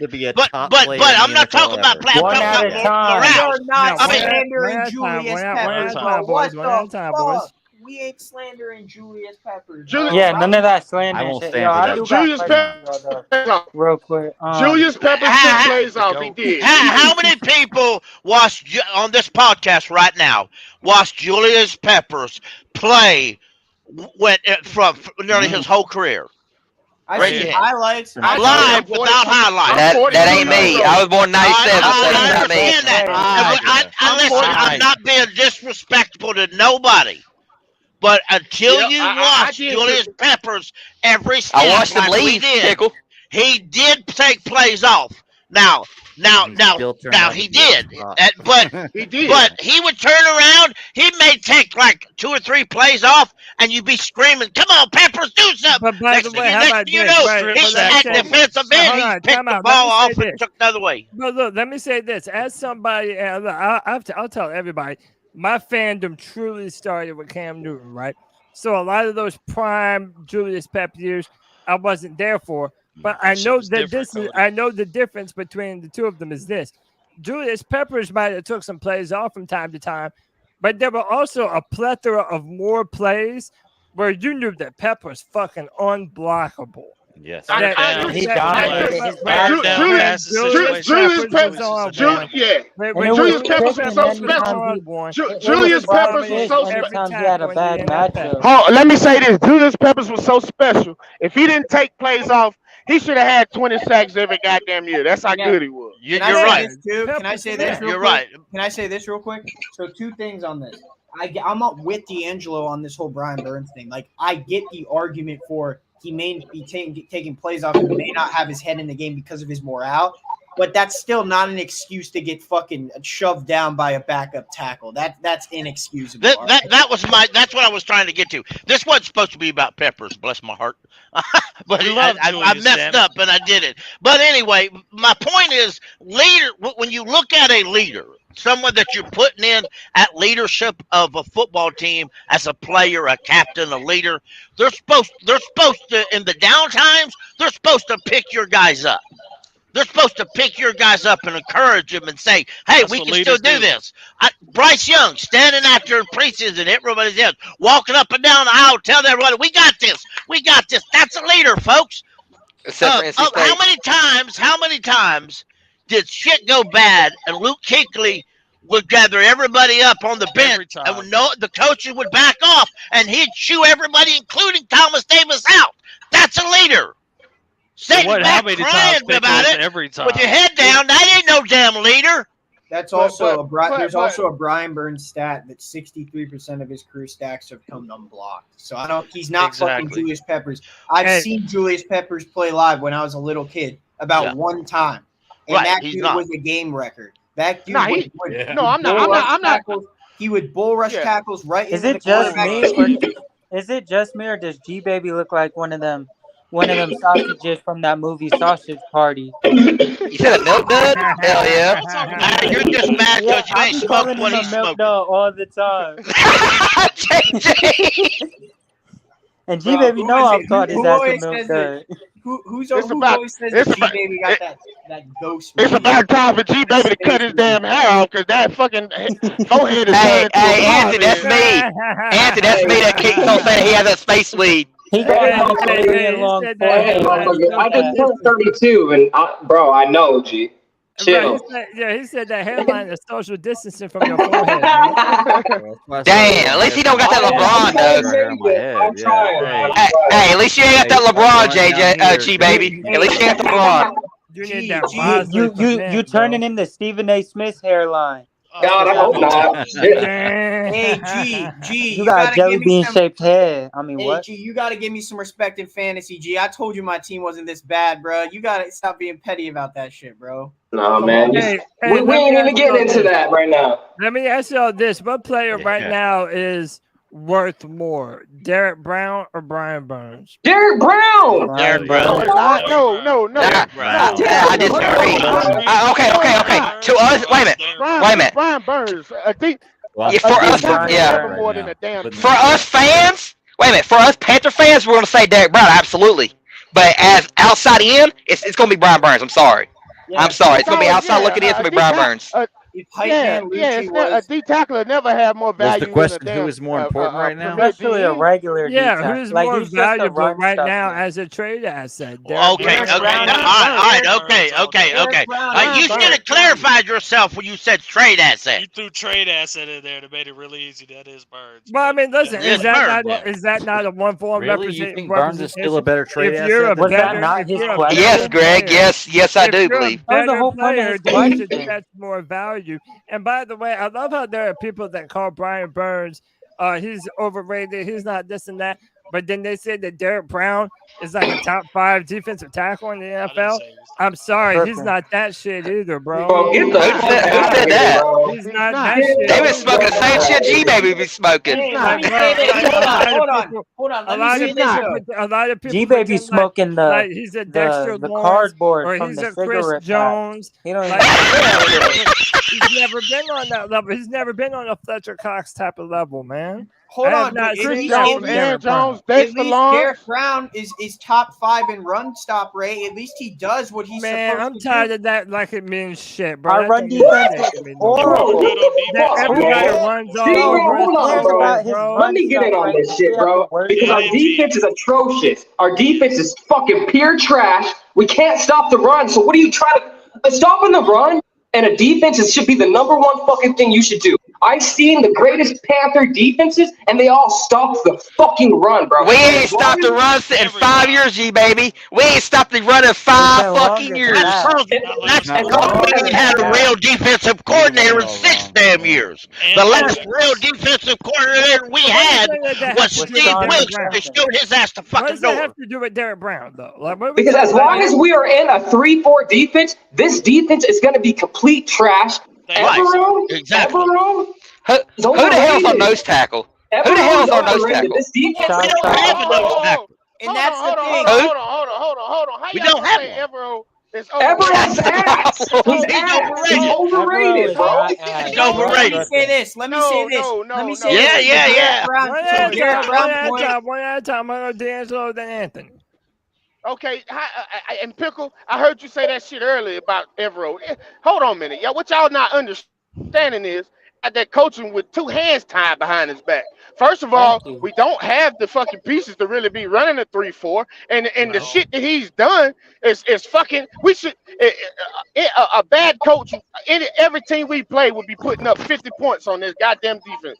We have nothing on that fucking defense. What are you talking about, Evero? But D'Angelo, you get that. But that's the same point that Greg was making about Frank Reich, right? Like, if you don't have the talent to compete, then the coaches aren't going to look good because you don't have the talent to compete. So if I can say that about Evero, then we could also say that about Frank Reich as well. Well, no, you can't because you got to go. All you got to do is look. You got to go to the track record. What did Evero do last year in Denver when they traded Bradley Chubb? When he did have the good enough and he still was. He still made the fucking. He made go to the fucking track shit this year. Why isn't he doing it now? Hold on. Because this year. You're on the right come track. on, man. He had the personnel last year. Yeah, but he had the person. Like, hold on, I'm about to tell you.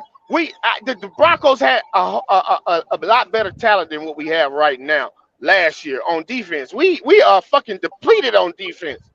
Yeah. We are depleted. I don't give a fuck. 35 points a game. G-Baby, stop shaking your head.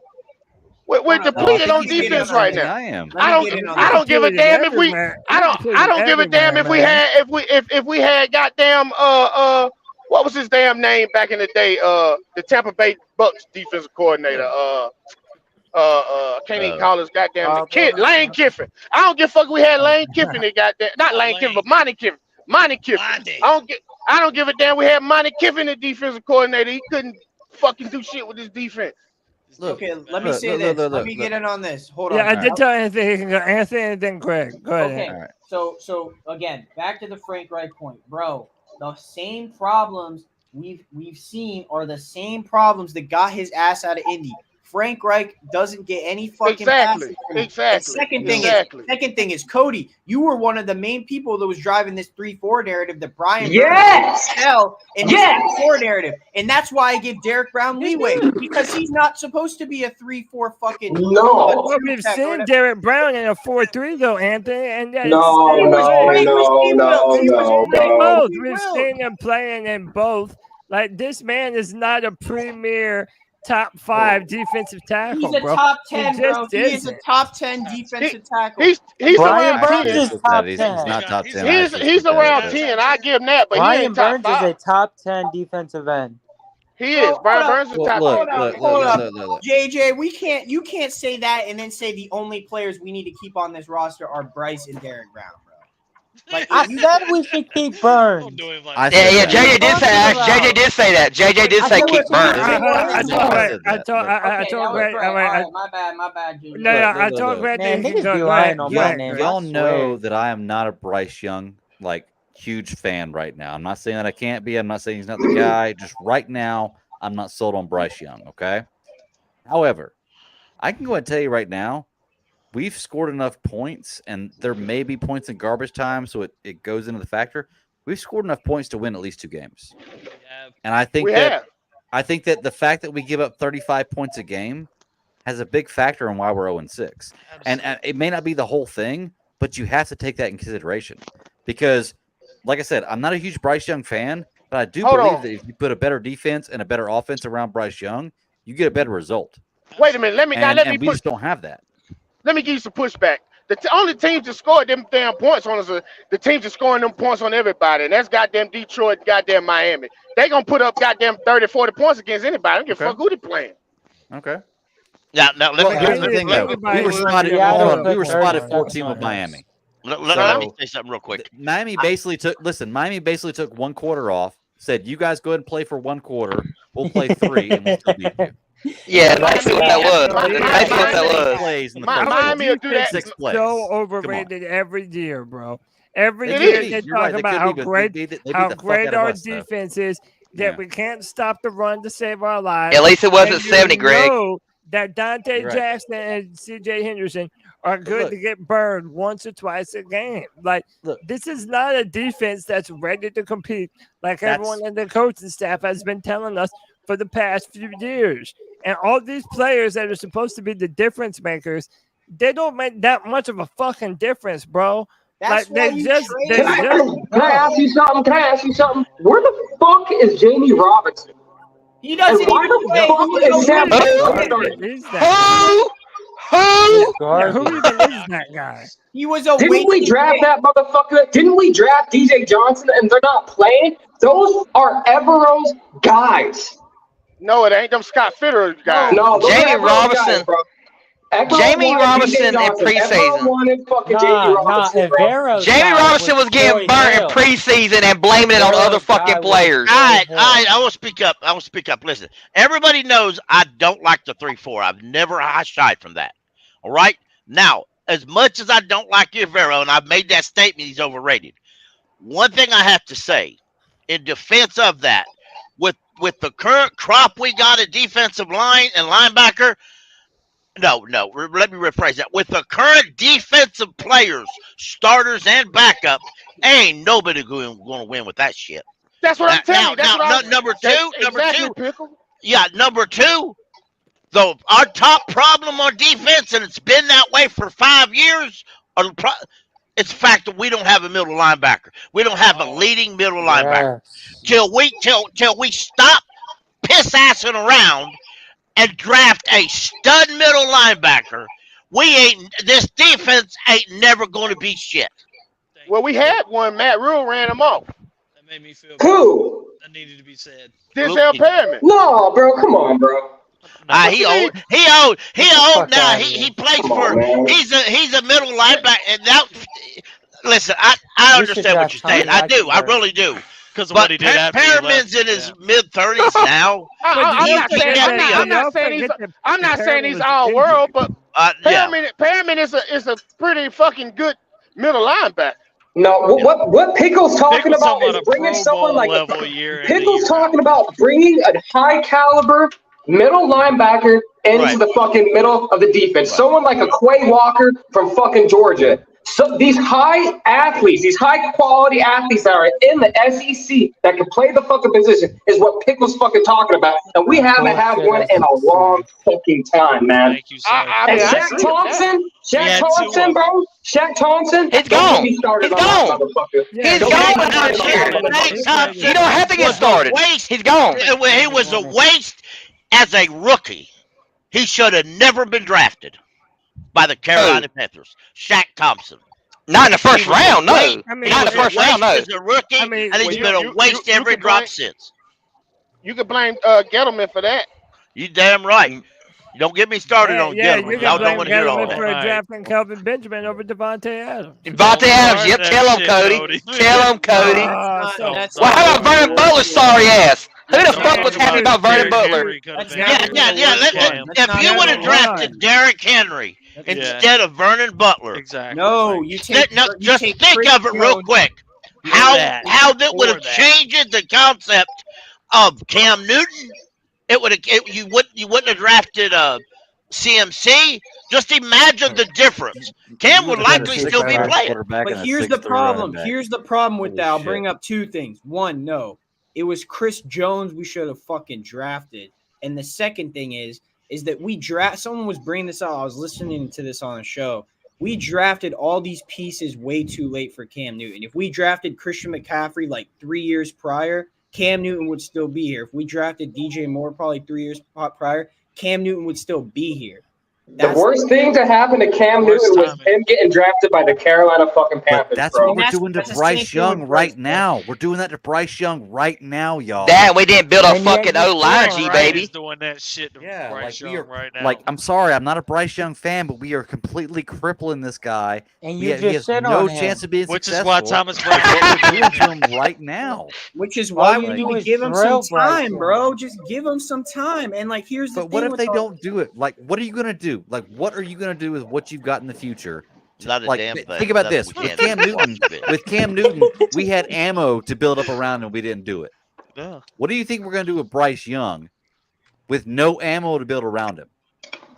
Not a damn thing. I legitimately think this is the mindset of the fucking Carolina Panthers. They draft a quarterback and then they ask him to go be fucking Batman and Superman. All day. I agree. It's that memo. It's that memo. It's that memo in the GM office. Have y'all ever seen it? Oh yeah. No, he's Miles Big Morales. memo in the Carolina Panthers GM office says when drafting a franchise quarterback, get stupid and ask him to do everything all by himself. They want him to be prime Russell Wilson with the Legion of fucking Boom is what they want. Well, that's what Tepper said when we drafted him. He said we ain't got to go spend no money on no receivers. He's a point guard. We could drop him in there. And hey, let me. Yeah, but I've said this before on Spaces, and I thoroughly believe David Tepper only repeated all that shit because Scott Fitter told him. He did it on the radio 2 days before he said that shit. Scott Fitter repeated everything word for word on the radio. A few days later, Tepper showed up. And repeated everything word for word for word for word. He's not fucking lying. Tepper's not that smart. His problem is he believes everything the GM tells him. God's gospel. And fire Scott Fitter, bro. And then find you a new best friend. But here's the thing again. You're not. I'm only firing Scott. Anthony Fitter. will give great. Never mind. Cody. Elijah Craig is getting Anthony right now. Like Jerry did. Whoa. What the fuck, bro? Okay, Turned dark quick. My fault. I meant to say G baby. My boy looking like Anthony. No, okay, so Scott Fitter, listen. I wanted this dude fired for months. But at this point, I'm only firing him with Frank Reich. Yes. That's the only way I'm firing him, because I don't want another GM in here that's not on the same. That's the main problem. We're all on different pages. No matter if you like Frank Reich, you like Scott Fitter, you hate Scott Fitter, you hate Frank Reich. There's never a plan. They come in at different times, and that causes this collusion between the whole front office. That's why you have to get rid of both of them. Even though, yes, to Greg, I'll pass the mic. But Greg, to your point, yes, Frank Reich, not all this is on him. Okay, I've made my criticisms, but this is not all on him. But this is ultimately why he needs to go, because you need the two people that come in here at the same time. That's the problem with this team right now. But then if you do that, you're in a scenario where now the new coach and the new GM had no say-so in the quarterback that you moved up to number one. Unless you do what they did with now it's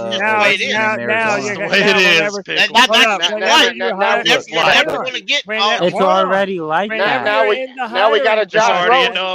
Whenever you're in the hiring process, you have to make it known that part of your mission and job is to be able to coach up Bryce and put the weapons around him necessary and build the team and an offense that can be successful around Bryce. You better hope that whoever comes in, that they're going to be willing to do that. Because everyone knows that whenever a brand new GM and a brand new coach come in, they're looking to put their own mark on everything. So Patty Grimes just said it back. Hold on. The comment section right there, Patty Grimes, he put it right on the money. Fire that man, David Tepper, bro. I mean, I wish that was an option, but we only. That's just not an option. He touched JJ and his no square. Move the team before that happens. Listen, I will say this. Nah, start a petition. We'll fire his ass somehow. Petition, but y'all realize. Hold up, y'all realize that the next head coach and GM that come in here know that David Tepper is going to make them Bryce Young's quarterback no matter what. They gave up too much to only give him 1 year. Then we look like even more of a clown show. If you traded away, you basically if you give up on Bryce Young after one season because you have a new coach, you traded away DJ Moore, Christian McCaffrey, Bryce Young in a first round pick for absolutely nothing. That is completely Cleveland Browns. That is completely awful. That's Carolina Panthers. I will say this, Anthony, you made the absolute best argument against what I was saying against Frank Reich, because I'm making the argument that Frank Reich deserves a longer leash based on the circumstances. But what you're saying about a GM and a coach at the same time, I think kind of trumps that. I really do. Now, it doesn't trump the conversation of who do you hire next after that. No, but you're talking about hiring a GM and a coach. So I feel like you making the argument, I've got to say that right there is a fair argument, and honestly kind of a defeating argument to what I'm saying about keeping Frank Reich, because you're right. I would rather, when I think about it, have a GM and a head coach hired together on the same page as much as they can be, rather than try to fit somebody else in with Frank Reich. So I'll give you that right there. And that's a great argument. Shout out to JJ, because he was the one that originally put me on this like weeks ago. So shout out to him. That like gotta go. I was like, it's gonna be at the same time. So what y'all saying is we should do the Buffalo Bill idea of rebuilding instead of the Detroit Lion idea of rebuilding. We should go 100% rebuild instead of this half-ass rebuild we've been doing for years. Because think about this. We just need to go 100%. Let me add on to this, and I'll pass the mic. What if Frank Reich? So what if he did want to play this process slow? But then you have David Tepper and Scott Fitter, basically Scott Fitter, in the front office saying all this shit about a quarterback away. That already shows they're not even the one's trying to win and one's trying to do it the right way. Which in reality, the fact that you still can't come to the same page on that, they both got to go. This is why Ron. Okay, so who was the I don't remember this because I was very young, but who was the GM that came in with Ron Rivera? Was there a GM that came in the year that Ron Rivera got hired with Cam? No, Marty Hurney. No, Marty Hurney. Marty Hurney hired him. Marty Hurney, remember this, though. What Marty Hurney did, he didn't sign anyone back. He fired all the coaches, and he told Ron Rivera, we're going in a rebuild. You draft this quarterback, and this is how we're going to go. And Ron Rivera said, okay, let's do it. The whole difference is Fitter thought this roster was ready to go for Bryce Young. And that's also why, I'll throw this out there, too, to make this more interesting. Maybe that's why Frank Reich didn't want a rookie quarterback, and he potentially wanted Derek Carr because he knew that this roster wasn't good enough for a rookie quarterback. Like all this, they're not on the same page, man. It causes collusion. And as much as like we have bad players, we have, bad coaching right now. It all starts in the front office. As much as you want to hate on it, that's the reality of the situation, man. Well, we can talk about it. We're blue in the face, but what are we gonna? How can we can't do anything to impact that?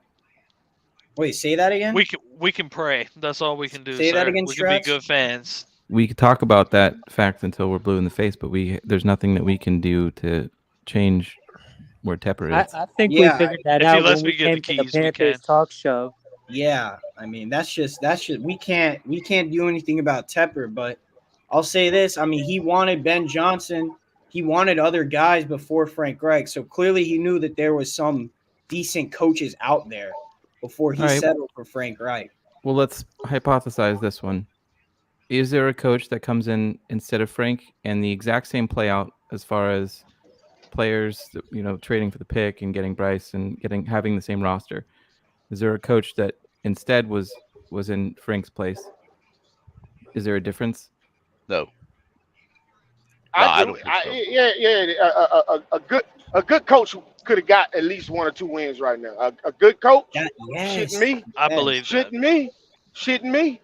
And that goes back to they can get a win. I mean, that goes back to a good coach will have a win or 2 right now. Aspect. That goes back to JJ's point about how the bar is so low right now. Like we're 0-6, just get a damn win. Real quick, let me. But we got someone that's gotta get out of here. Greg, we appreciate you, brother. Tell them what you got going on, where they can find you, and your last remarks for the show, man. Yeah, man.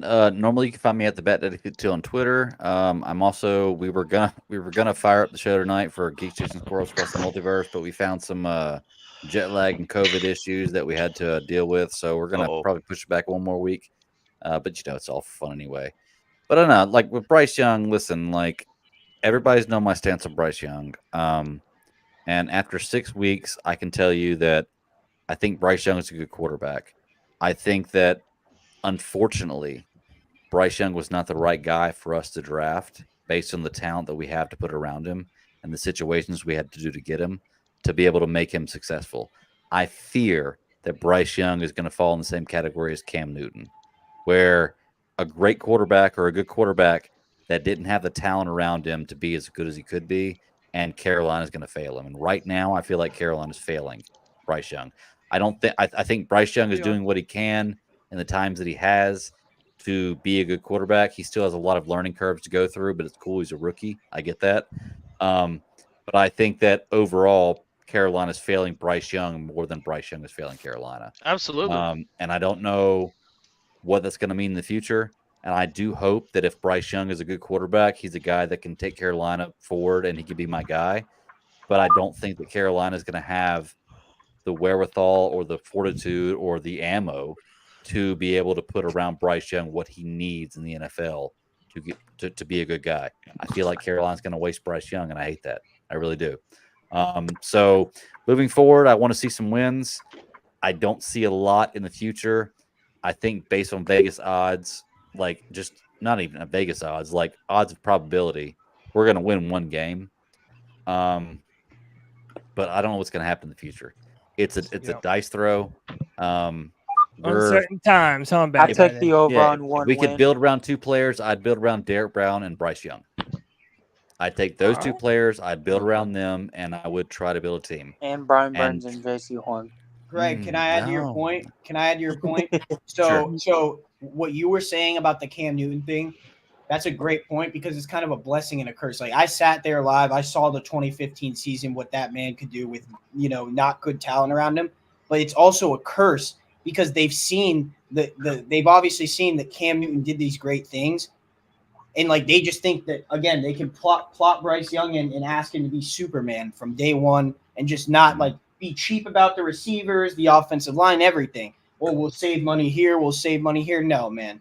You draft a rookie quarterback, you have to try to support him. Yeah, we're putting everything on that big brain of Bryce and yeah, well, it's like I said, final thought, and you can quote me on this. This should be a shirt.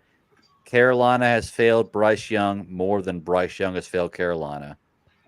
Bryce Young has not been great, but he's improving. I honestly, I don't think if you drop any quarterback you draft in the NFL this year in the same situation, they're going to be great either.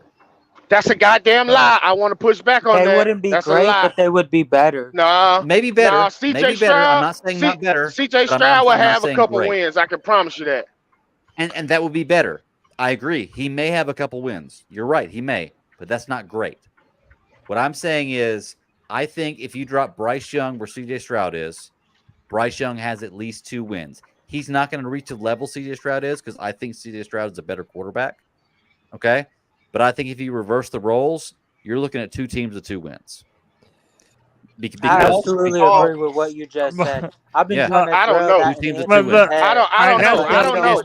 I don't know. Bryce Young hold the ball too long, man. I got some more people. I'm trying to. Yeah. Let me get out of here so you can rotate them in. I appreciate y'all. Thank you so much. Keep pounding everybody. And I'll see y'all Sunday or Tuesday. Yeah, Greg. Yeah, Tuesday. All right. Hey, Kevin, if you're in the chat, you better be quick, man.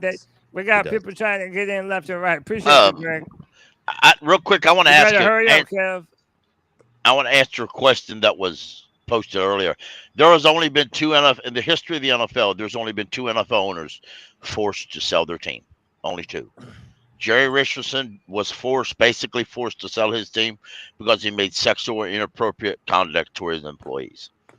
And Dan Snyder was forced to sell his team because of conduct issues related to people on his team. I go into all the details. Both of them are rather fresh and they're easy to Google.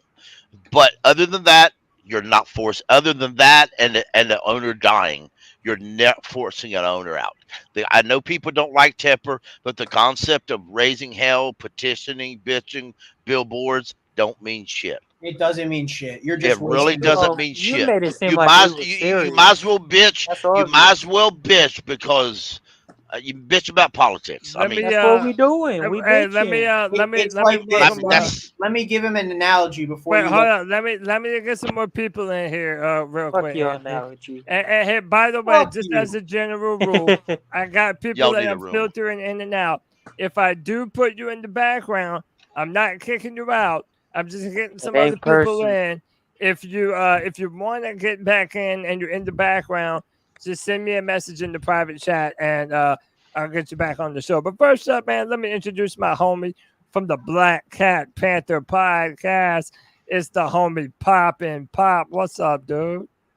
What's going on, y'all? What's going on? How y'all doing tonight? How you doing, brother? How you doing, man?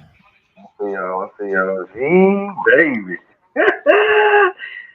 Oh, man, I ain't seen that face in a minute. Yeah, man, G baby bright as a bell in here. You know what I'm saying? He's trying to talk his shit about Brian Burns. I see, you know. Bryce is playing as good as defensive hairline. Trash. Yeah. Let me also welcome in the boy White Chocolate Espresso. Okay, what up, bro? Yo, what's up? Hey, I just want to say one thing real quick, and I'll just hop right out of here, though. It better not be no dumb shit, bro. No. This defense is ranked 31st. We're also -3 in turnover margins. It's not that hard to figure out why we're 0-6. We can't stop on defense, and we're turning the ball over too damn much. Frank Wright had nothing to do with Miles Sanders holding on to the ball. We had 3 turnovers to 0 against Detroit. It's that easy. Yep, I can see Okay, that. let me ask you, Kevin. Was last game just the defense just not having the proper personnel to stop the Dolphins? We just had no personnel, yeah. Dolphins, man.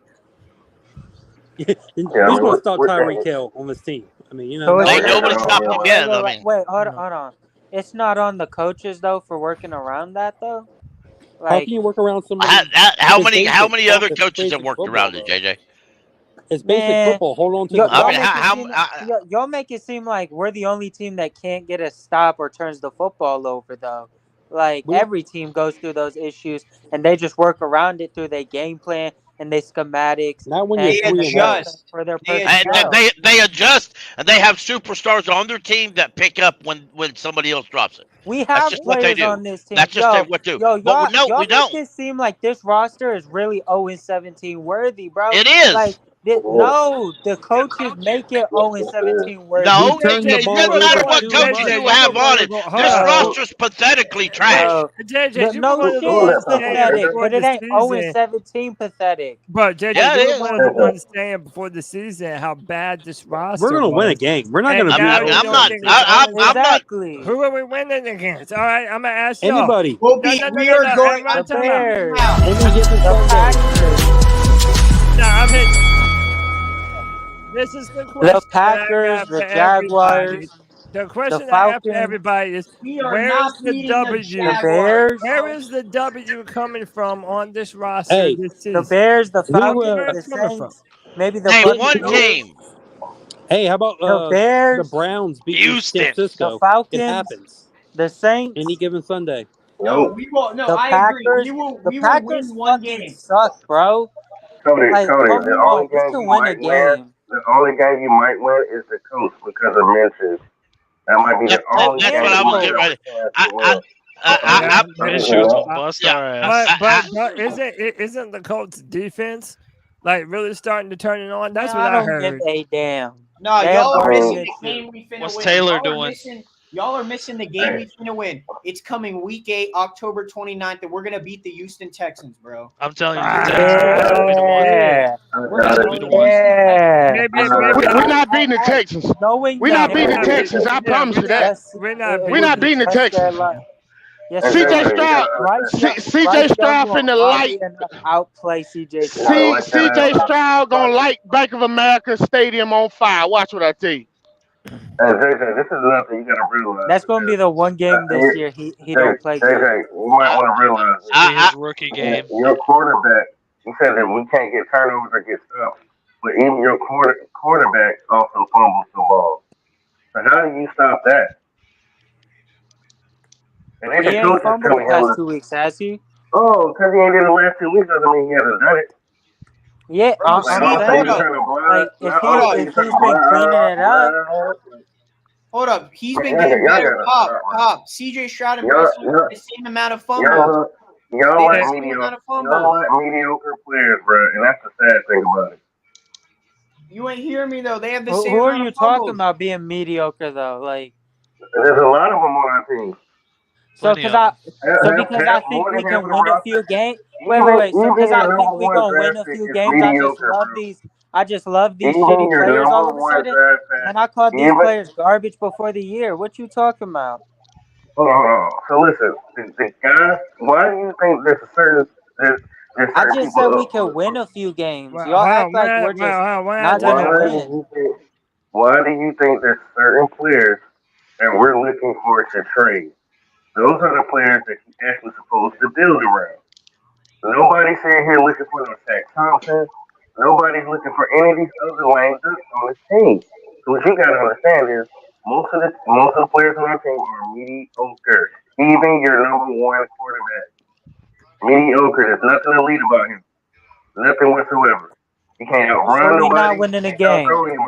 You have a mediocre coach as well. If it was me, I'll fire him and bring in Jim Harbaugh and let him bring in his GM and rebuild his stuff from the bottom. How are we gonna call Bryson, bro? He's a rookie. He can't get better. He's gonna be mediocre. Frank calling the damn place.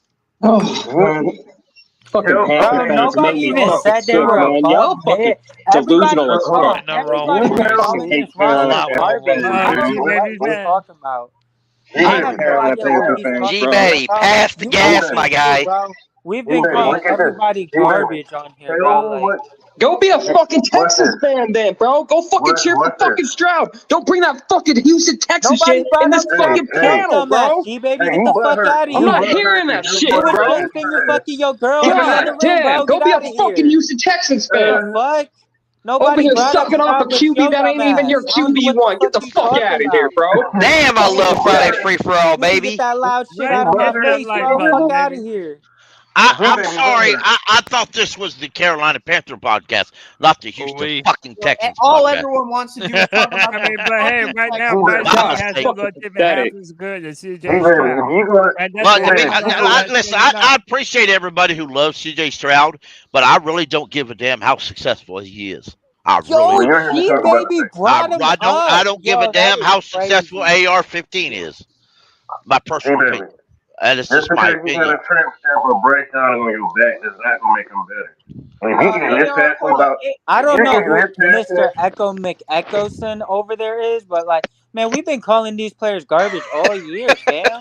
Like, man, it's just because I think we're gonna win a few games doesn't mean I think they just not garbage. You're not gonna win. Bro, yeah, I mean, I don't win 1 to 3 games. Let me say this. Y'all are going to be really, really upset when CJ Stroud, y'all can call me a bad fan. I don't give a fuck.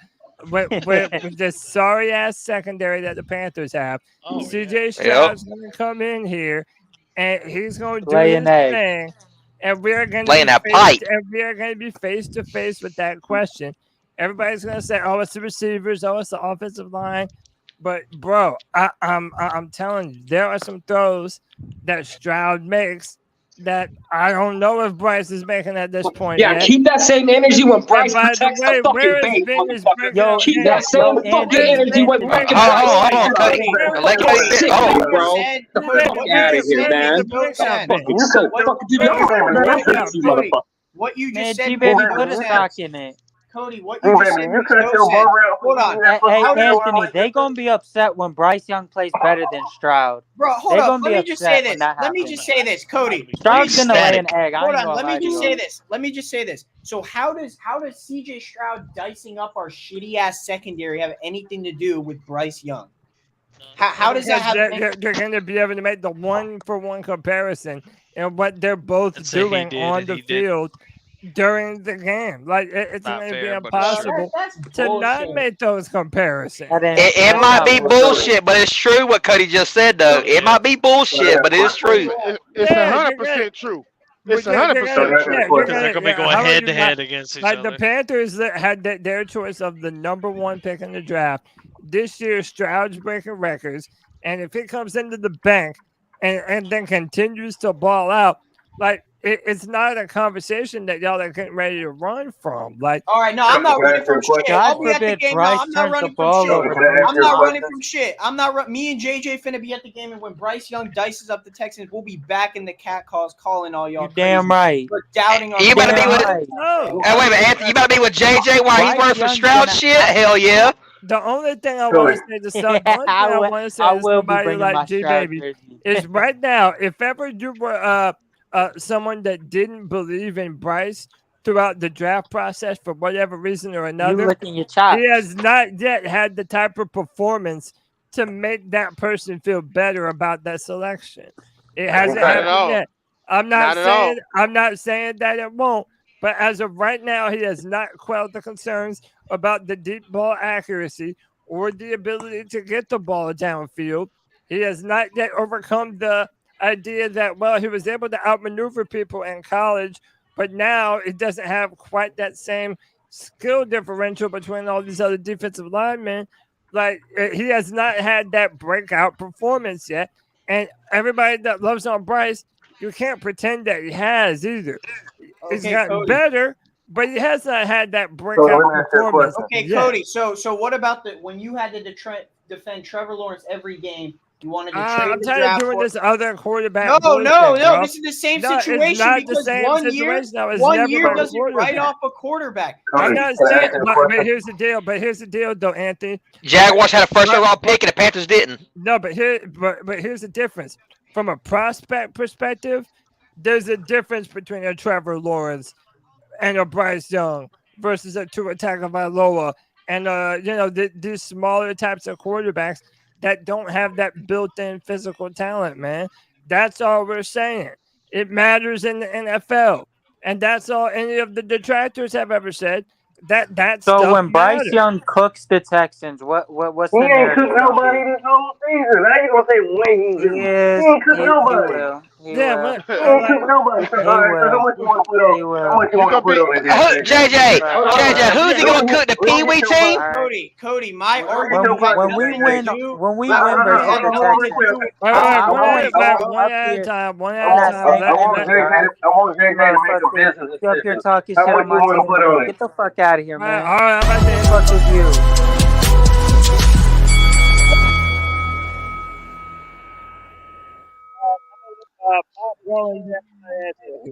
Go ahead, Pop. Cody, my question is, how many starters on that O-line that Stroud has? One, I believe. Everybody on that O-line. Everybody on that. They haven't given up. Everybody on that O-line has been hurt from the very beginning. Than our starter. Okay, one starter. If you watch the Texans game, you'll actually see. But you really don't. So I wish I could finish what I was saying. Bro. You don't get that privilege up here, bud. Sorry, it happens. But you ain't making no sense. Man, you was interrupting me. Ain't nobody give a fuck. Hold up, you're bringing up how the backups. You're bringing up how he has backups. What you gonna put on the game here? You're bringing up how he has backups, and then you can't even answer when I say, "Did you watch the game? Did you see how his O-line gives him plenty of time to throw?" I can't hear you when your butt when he's talking over you. Nobody can hear you when you echo when you talk, bro, and then you interrupt us. Hold on. And then you say bullshit on top of that, man. Shut the fuck up. Bryce Young has. I'm gonna let D'Angelo go. Bryce Young hasn't cooked no one yet, bro. He hasn't. Hey, hold on. Let me say this real quick, JJ. You talking about the time that the Texans are giving CJ Stroud? Are you watching CJ Stroud get that ball out of his hands? I didn't say that. Anthony did. So relax. My bad. Y'all sound alike. But I've seen some real clean. You all good. Everyone says that. I can pull up film like he's been balling, but he's got time to throw. And then but he's not holding on to the ball like Bryce Young. He's getting the ball out of his hands in a timely manner. He's knowing where to go. You know why Bryce Young is holding on to the ball because he only. I don't want to hear about separation. That's his play style, Anthony. He holds on to the ball. Okay, so back to the original point with what Cody was saying about the Trevor Lawrence. No, it has nothing to do with physical traits. My whole point is that your NFL career is longer than the 5-game period. Like he could look like the second worst quarterback that come out of the draft next year, but that doesn't mean that he's going to end up being the worst just because Stroud has a bigger arm and all this. But I'm not saying that. I'm not even saying. No one's saying that, Anthony. I'm not saying that. No one has said that even one time. All I literally said, and what Papa's saying is that Bryce has not cooked no one this season. And if you want to say that's not his fault, fine. Maybe it's not his fault. But you're not about to sit there and pretend like Bryce has had that performance where it's like, oh, bro, Bryce is the dude. Like, he has not had that type of performance yet. And, like, listen, if you want to compare it to other quarterbacks, other number 1 overall picks, that's fine. You can do that. But they're always going to be on different teams with different rosters, with different levels of talent around them. I'm talking about when you have receivers that are open down the field, can you hit them or can you not? And to this point, Bryce is not hitting those shots. I hope for the love of everything that he does, because the Panthers don't even have a first-round draft pick to show for their losing this year. So, yeah, I want him to do it. But I'm not going to pat him on the back when he hasn't done that yet. That's all I'm saying, bro. That's all I've been saying, too. Cody.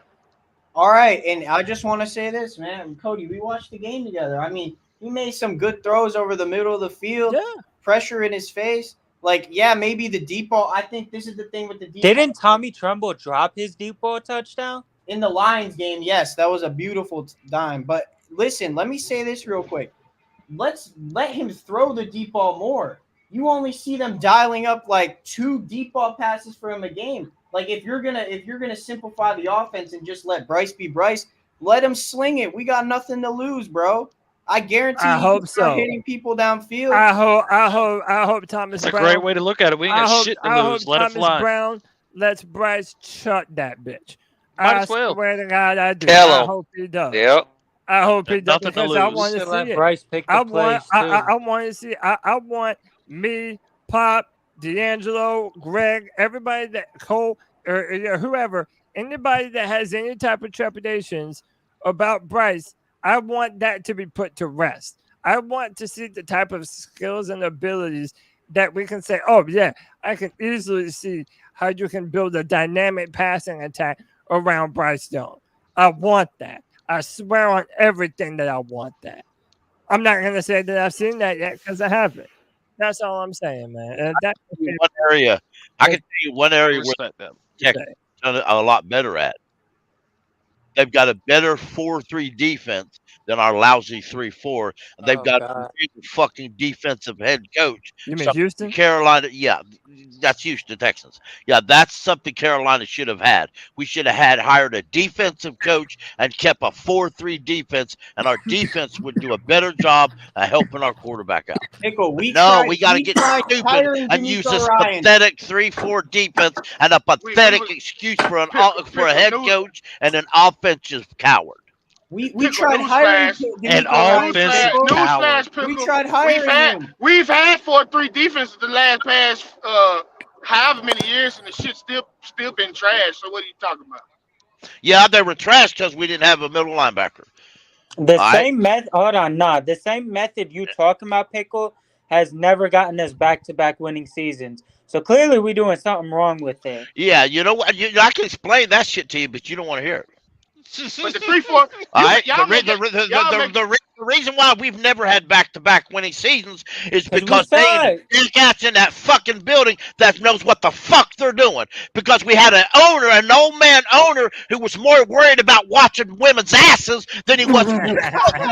Damn. Who was more worried about winning every fucking game and make sure everybody the next year stayed exactly the same. John Fox was a good head coach, but he didn't want to throw it for fucking no goddamn reason of all. We could have drafted 5 or 6 franchise quarterbacks, but hell no, we had to draft a backup linebacker or a backup quarterback or a corner. We I'm not damn sure convinced didn't that- have the balls to draft offensive talent. We only got one Steve Smith because we got fucking lucky, and John Fox I'm not had nothing to do convinced with that drafting his all ass. this isn't Pickle's fault. Yeah, it's all Pickle's fault. Everything. Everything has been. Yep. It's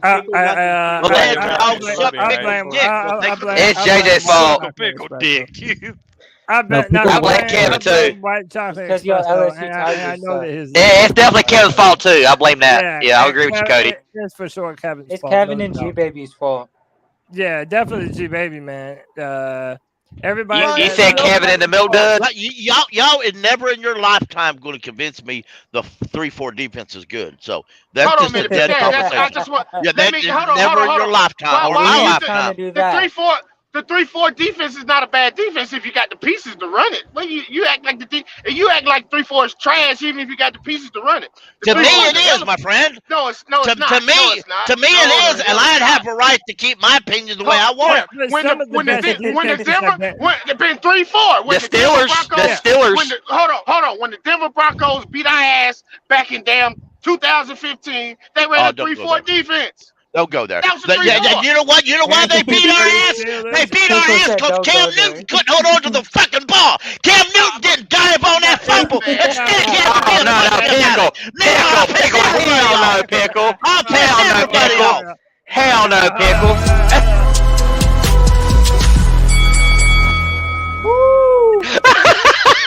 It feels so good to not be the reason that Cody pressed out to the woodshed by Von Miller as well, man. If you have badasses on the edge and a 3-4 that allow you to be aggressive, that's can't do when shit that with shit it. works out. Bro, That's we lost the Super Bowl. When you got the pieces, when you got the that's literally what happened with the Broncos last year. Back in 2001, hold on a minute. Let me say this. Back in 2001, when the goddamn Ravens had a hellified defense, what you think they was running? They was running a 3-4 with Ray Lewis and Peter Bull. I mean, with Bullware and them boys. That was a 3-4 with Tony Saragusa. But man, the rules have changed a lot since then. Back then, you could really hit a quarterback. Didn't have to worry about going too high or too low. And back then, you could play press man coverage from the start of the line of scrimmage all the way back to the 50-yard line. Now you got to stop in 5 yards. Back then, it was real football. Now it's pussy football. You still got teams running 3-4. Steelers run 3-4 still to this day. Still got good defenses that run 3-4, man. You People is 100 decibels louder than anyone else ever.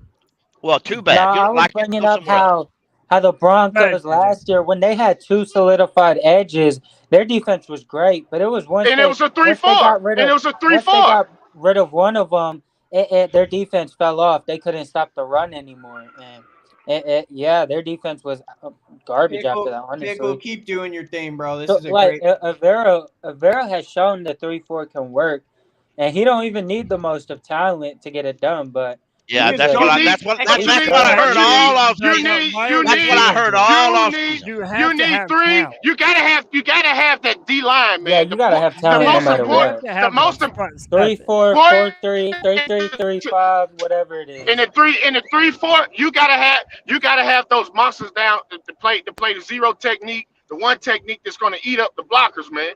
That's very important in 3-4. Shot Tuttle is too goddamn little to be playing in the 3-4. He ain't no damn 3-4 fucking defensive end. You're right. He's not right. He's not a nose tackle at all. He's not a nose tackle.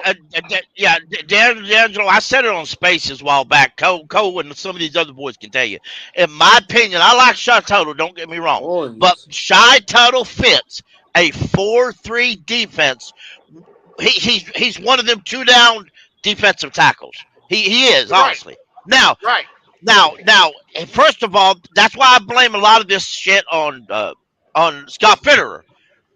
In reality, if you know you're going to run a 3-4, don't sign that guy. He don't fit this defense. What common sense is to sign a guy who don't fit your defense? And they cut the guy that didn't fit. Exactly. And they cut the motherfucker that we needed. They cut two of them.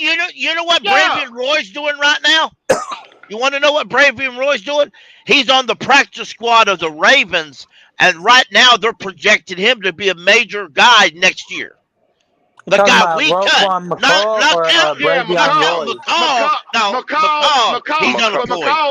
McCall was the perfect zero technique. He was the perfect nose tackle. He had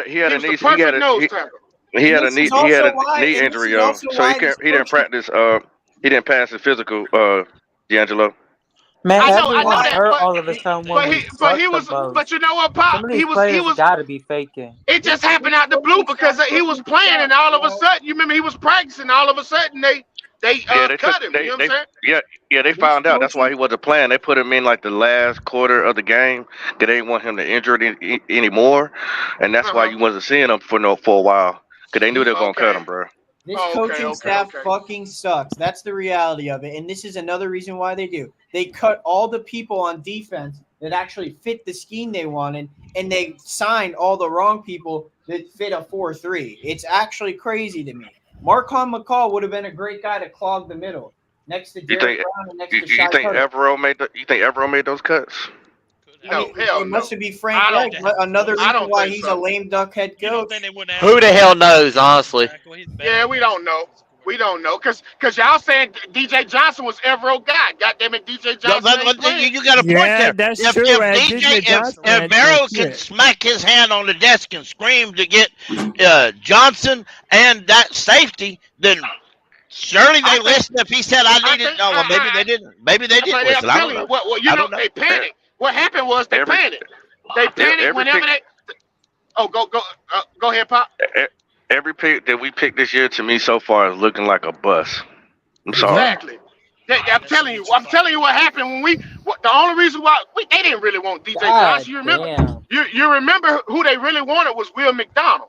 They thought Will McDonald was gonna fall to the second round. Yeah. And that's what happened. When Will McDonald went to the Jets, they went ahead and took the goddamn receiver. They went ahead and took a reach for Mingo's ass. And once they did that, they panicked because they didn't have no more DNs. So DJ Johnson was the next best thing they could do. So they panicked. And I remember, and D'Angelo, I remember round one of the draft, there were rumors that the Panthers were going to trade back up into the first round to get buddy that you just mentioned that went to Will McDonald. To the Jets. Will McDonald. Yeah, Will McDonald. Will McDonald, there was also rumors that they wanted Jackson Smith and Jigba. Well, I mean, according to DJ Johnson was the guy that they traded up for because that was the last guy on that was the last one. Exactly. And they knew that they could not come out of the draft without getting something at the edge rusher position. And they ended up trading up for a player that hasn't done shit. And another Jag. Just another Jag. Hold up. Here's another thing. A Jag is a compliment. Wait, but hold up. Here's another thing that we got to mention, right? Everybody talks about how Stroud for the Texans, his wide receivers is so much better, right? Meanwhile, we could have literally had the receiver that he's throwing the damn ball to. We could have had Tank Dell. We could have had Tank Dell. We could have had Jalen Johnson. I mean, not Jalen Johnson, but we could have had Sam Josh LaPorta. Dobbs. We could have Josh Sam Downs. LaPorta. We could have Josh Downs. We could have had the one that went to Green Bay, Jalen Reed. We could have had Jalen fucking Reed. The one that went to the Giants. Jalen Hyatt. Could have had Hyatt. Yep. Could have had Hyatt. Yeah, bro. Like, dude. So that's what I'm saying. Like, right now, Jonathan Mingo. I wanted Hyatt. I wanted Hyatt, and I told everybody I wanted Hyatt, and nobody. Pickle, I wanted to hear what he was going to say. Pickle Lion. Cody. What were you saying? No, like the wide receivers that we drafted, Jonathan Mingo. Like, is anybody gonna say they've seen any flashes out of him this year? Not nothing. Not a goddamn thing. Other than maybe a couple of yards after the catch plays.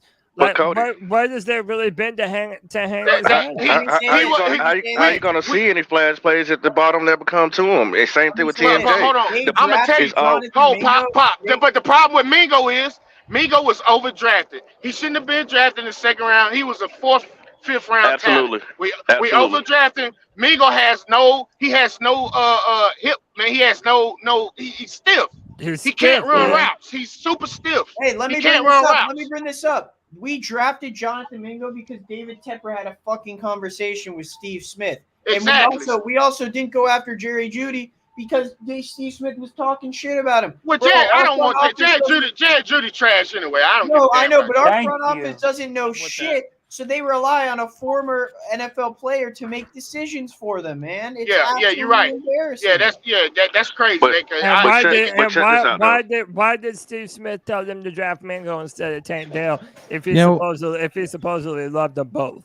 I don't know, supposedly he loved them both, and he was advocating for Mango. You know, he wanted Zay Flowers. He was talking about Zay Flowers. That spot was Cam Smith. I think he's Clemson or USC. He's USC. I forget. He was he's a cornerback. He's a cornerback, isn't he? Yeah. Yeah, I believe so. Yeah.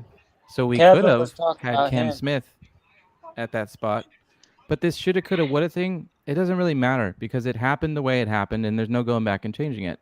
Well, I think Scott got to get out of here, man. I mean, I'll be honest with you. Like I've been saying on Black Cat, the man gambles with picks. You went in with 11. You moved up 3 times for 3 players. We came out with 5, and none of them have looked good. I mean, it's a harsh reality. I mean, you can fanboy for who you want to, this, that, and other, but when the outcome on the field is 0-6, I can't have faith in somebody that has not put nothing together. You know what I mean? It's their responsibility to go out there and perform. I mean, coaches can coach you all day, but you got to put it together when you get out there on that field, and I ain't seeing it. Yeah. Bro, he's not explosive off the line, man. Like, he has no get off when it comes to Mingo, bro. And that's the shit that really upsets me, man. Because it's like people do this shit for Bryce, where he just don't have the talent around him. He don't have the receivers, the O-line, and all that shit. But when Stroud's balling out, he's got so much better weapons around him. And so it's like, like people want it one way, and they're not gonna keep it real the other. It's exactly. The Texans that going into the season, the Texans were projected to be the goddamn worst team in the fucking league. The worst team in the league. They were supposed to be the less talented team in the fucking league. Now all of a sudden, CJ Stroud got them looking good. Now they got a bunch of talent. Nico Collins has been in the league. If you listen to hold on, let me say this. Nico Collins don't have weapons there. But hold on, Nico Collins been in the league. This is 3rd year. His first 2 years, you really. Most people don't even. Some people think Nico Collins is a fucking rookie. Some people think this is 2nd year. This Nico Collins' 3rd year in the fucking league. Now you finally hearing about him because he got a fucking quarterback that can give him the goddamn ball. They also have a coach that knows how to play to their strengths. They also have a great offensive coordinator that came from San Fran, and we got fucking Frank Reich, who came from 1990. More bullshit excuses. But when you say it's not an excuse, I'm just stating facts. Like they got better coaching. If it's just an excuse, Frank Reich should be on everybody's high list to keep. No, because Frank Reich doesn't have a losing record. So I mean, however you put it. What you mean? He's always sick. This year's not over yet. Gets, my guy. He doesn't have a losing record. This year he has one. I'm talking about his history. He doesn't have a losing record. So if you talk about coaching, yes, he does. Take away the in 2019, he went 7-9. That's a losing record. You're wrong. All right. He's talking about his overall coaching. JJ, he's talking about his overall coaching. You can't teach slow. You can't. He had it. Well, something that sticks out with Mingo for me. Andrew Luck one year, which got him 10 wins, and then he had the best running back in the league and the best offense. Was he not coaching? No, he's coaching, but the only win he's had is with elite talent. Now you see something that sticks out. But y'all said Wright is elite. Let me let Strat. No, Wright's not fucking elite. I'm saying the teams that he had. Wait, hold on, Ant. Let me let Strat. Go ahead, Strat. I know this was preseason, but there was like one of the first routes I think he ran, and he just stopped in his route, and Bryce like led him and threw it, and he would have just blasted. I mean, he had clean running at that point. He just stopped running his route, and I remember distinctly looking at it and thinking that, but then also the announcers were like kind of puzzled, like, why did he just stop running his route? And he just kind of has that, like, the same kind of vibe throughout every game. Is like, maybe he's not necessarily stopping running his routes, but his like you can just look at him and I agree. Like, this dude's half-assing it out here. He's not like who you talking about? Who you talking about? Mingo. Man, I'm gonna tell you something about Mingo too. Mingo ain't got no dog. I don't even know what Mingo sound like. You don't even talk. The motherfucker quiet. You don't hear him say nothing. I can tell that when he don't get excited. Yeah, he's I don't like his personality. Me personally. And same thing with Terrace Marshall Jr. You never heard shit from Terrace Marshall Jr. He never got loud. And by the way, why is it that nobody has no dog in him, bro? Why is it that the Carolina Panthers only know how to draft a bunch of Boy Scouts? A bunch of guys that I can answer that question. Yeah, you would let them text your daughter to the prom and shit. But do we have some guys that'll go out there and make you embarrassed to know that your mama watched the game on Sunday? Look, I can answer that. I can do we answer have that. any of those motherfuckers on our team right now? Because I've been questioning for 3 years now, man. You only got one, and that's Louvu. Brian Burns got a dog in him too. But D'Angelo said it earlier, and this is going to go back just a little bit, but a year ago. We're really 3 years ago. when Matt Rule came in, he wanted just the good old guys in the locker room. Yeah. And he got rid of anybody that was a dog, an alpha. I don't care if you was a chihuahua. Anybody who had any bark, he got them out of there. Now we're playing ping pong in the background after a loss and getting your ass whooped. And that's what you're stuck with. You're just stuck with just the quiet old boys. Sorry, Yep, Boy Scout. D'Angelo said it best earlier today. That's it. Yep. And it doesn't help with Coach Reich You because good, his Cole? mentality, like the way he portrays himself, he's all. I mean, sure, I've heard a lot of people. I'd love to have dinner with him. I bet he's a great guy and great conversation there. But when it comes, I mean, there's things that happen, and like he's just sitting on the sideline, like not caring about it, like getting mad for a second there, like. Throw your damn clipboard down, like yell. We got more dogs on here than they do on the damn team. About the Mingo I'm trying to tell you. situation. Like, hey, a you lot know of what? people- I'm gonna be real. I'm gonna be real with that though. I hope I see some of that from Bryce at some point. I don't. If the quarterback is the de facto leader of the football team, I want him to be able to get angry at some dudes and be like, "Yo, this shit is unacceptable. Let's fucking go. Let's pick up the y'all remember? man. Y'all remember when Bryce Young got that cheap shot a few weeks ago, and nobody came to his fucking aid. Damn soul. Yeah, not no one motherfucker came to his aid. No one. Not one. No one. When it comes to wide Everybody- receivers. everybody's here just to collect a paycheck and go home and hope they get on another team at some point in time, bro. They're all That's gambling why their I'm loss. really Mingo not real mad quick. at whoever we trade, bro. Bon voyage, dog. Don't let the door hit you on the ass. What does on the that way speak out, to, man. though? We've They're on already lost DraftKings. the locker room. We've already lost the fucking locker room, and it's 5 games Oh. in. Hold on. I gotta do some rotations real quick. The boy They're on White DraftKings Chocolate right now. Espresso. They're betting on themselves. They're like, I'll get under. Man, I don't want to have people Who up here giving the rookie excuse for Jonathan Mingo like they're giving for Bryce, though. We all know that wide receiver is a way more seamless transition to the NFL than quarterback is. And it'd be one thing if he was showing a few plays and we were saying he was a rookie, but, bro, he's, like, not showing us anything if we're being honest. Yeah. Who gives a fuck if Frank Wright's a dog or not? Like, is Kyle Shanahan a dog? I do. Yes, Not a yes. dog. We're not saying that. I've never seen him. I've never seen him blow up and get angry. And You ain't scream. never what you must you ain't never watched Cal Shanahan coach then. Yeah, he's an asshole. Different Kyle. Yeah, you ain't never watched Cal Shanahan. You know what? You know who Brandon I got Ayuk Bill. is, the wide receiver. You know Brandon Ayuk. He barely got playtime his first 2 years because he was in the doghouse. Okay, Because so Kyle was him Shanahan blowing was up on the chewing his sideline? ass up, Frank bro. Wright blew up on the sideline because you can't do shit. No. Kyle Shanahan doesn't need to be a Who dog. gives His a work fuck if a speaks. dog, if a coach is yelling, screaming? It does. No, it no, we're not matters. It saying matters. that, but Listen, his if work, he's sitting there his and he's results- calm and hold cool on, and Kevin. collected and he's whispering What to do you mean? What do you mean? Who cares if he's screaming and Was yelling? Bill Walsh a Have you dog? not seen how great of a Was Bill job Walsh a Dan dog? Campbell's done? Screaming and Was Bill yelling Walsh a clearly dog? gets those players to buy in up there in Detroit. I'll tell you that. Was Kevin, Bill Walsh a Kevin, dog? That. Kevin, They bite Bill kneecaps Belichick, up there, The buddy. greatest coach of all time, Kevin. Bill Walsh, was he a dog? No, neither was. I mean, Bill Bel. If you go, I'll use Bill Belichick. Like for you don't example. need to screaming scream and coaches. stuff, but like not all the time. But like you got to have some emphasis on what matters. If you're just like, if you're Eeyore, you're not gonna get shit done. That's what he is. He's fucking Eeyore. Your results, but Especially He's when you asking have players to do their lesser job. talent. He can't do How their about job this? correctly. Right, look, let's be real. If you're a How's man, Mike Singletary Wait, doing let me right say it now? like this. If you're a How's Mike man, Singletary you doing don't right like to hear another man raise their voice at you, right?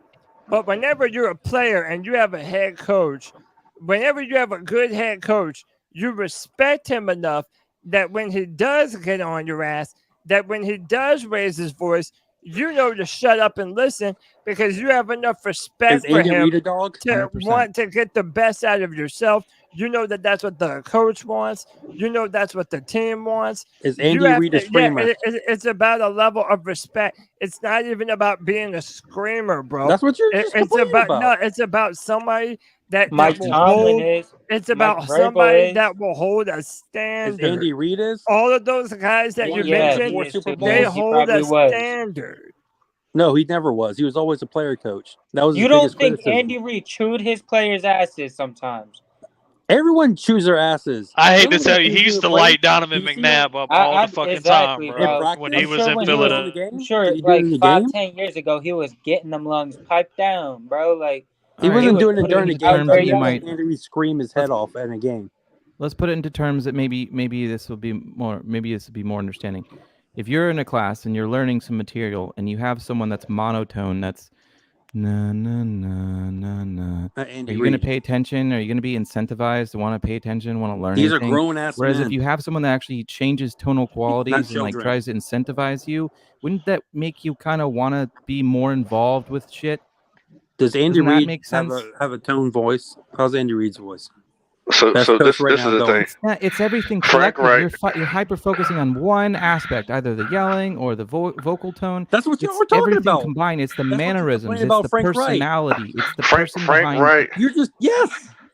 Frank Wright is a calling out his nurturer, y'all. I'm trying to tell y'all this. Frank Wright is a nurturer. He's not a Andy Reid is. motivator. He's a nurturer. Right. You know, he's going to take his time with you. He's going to be soft. He's going to be gentle. He's going to give you a Band-Aid. But when it's time to go to war, he has to talk to you how to engage. He's a nurturer. I think he will be a good QB coach, not a head coach here. Yeah. He's a nurturer. You need somebody to come in here and motivate you. And that's what my man Stratz is trying to say. No, Yeah. we have Hey, to hey, decide wait, if hold that's on. the Let problem. me. We have I no want talent. to. That's the Wait, hold on. end all be all. Let me get somebody. You know, I want to get to my man D's.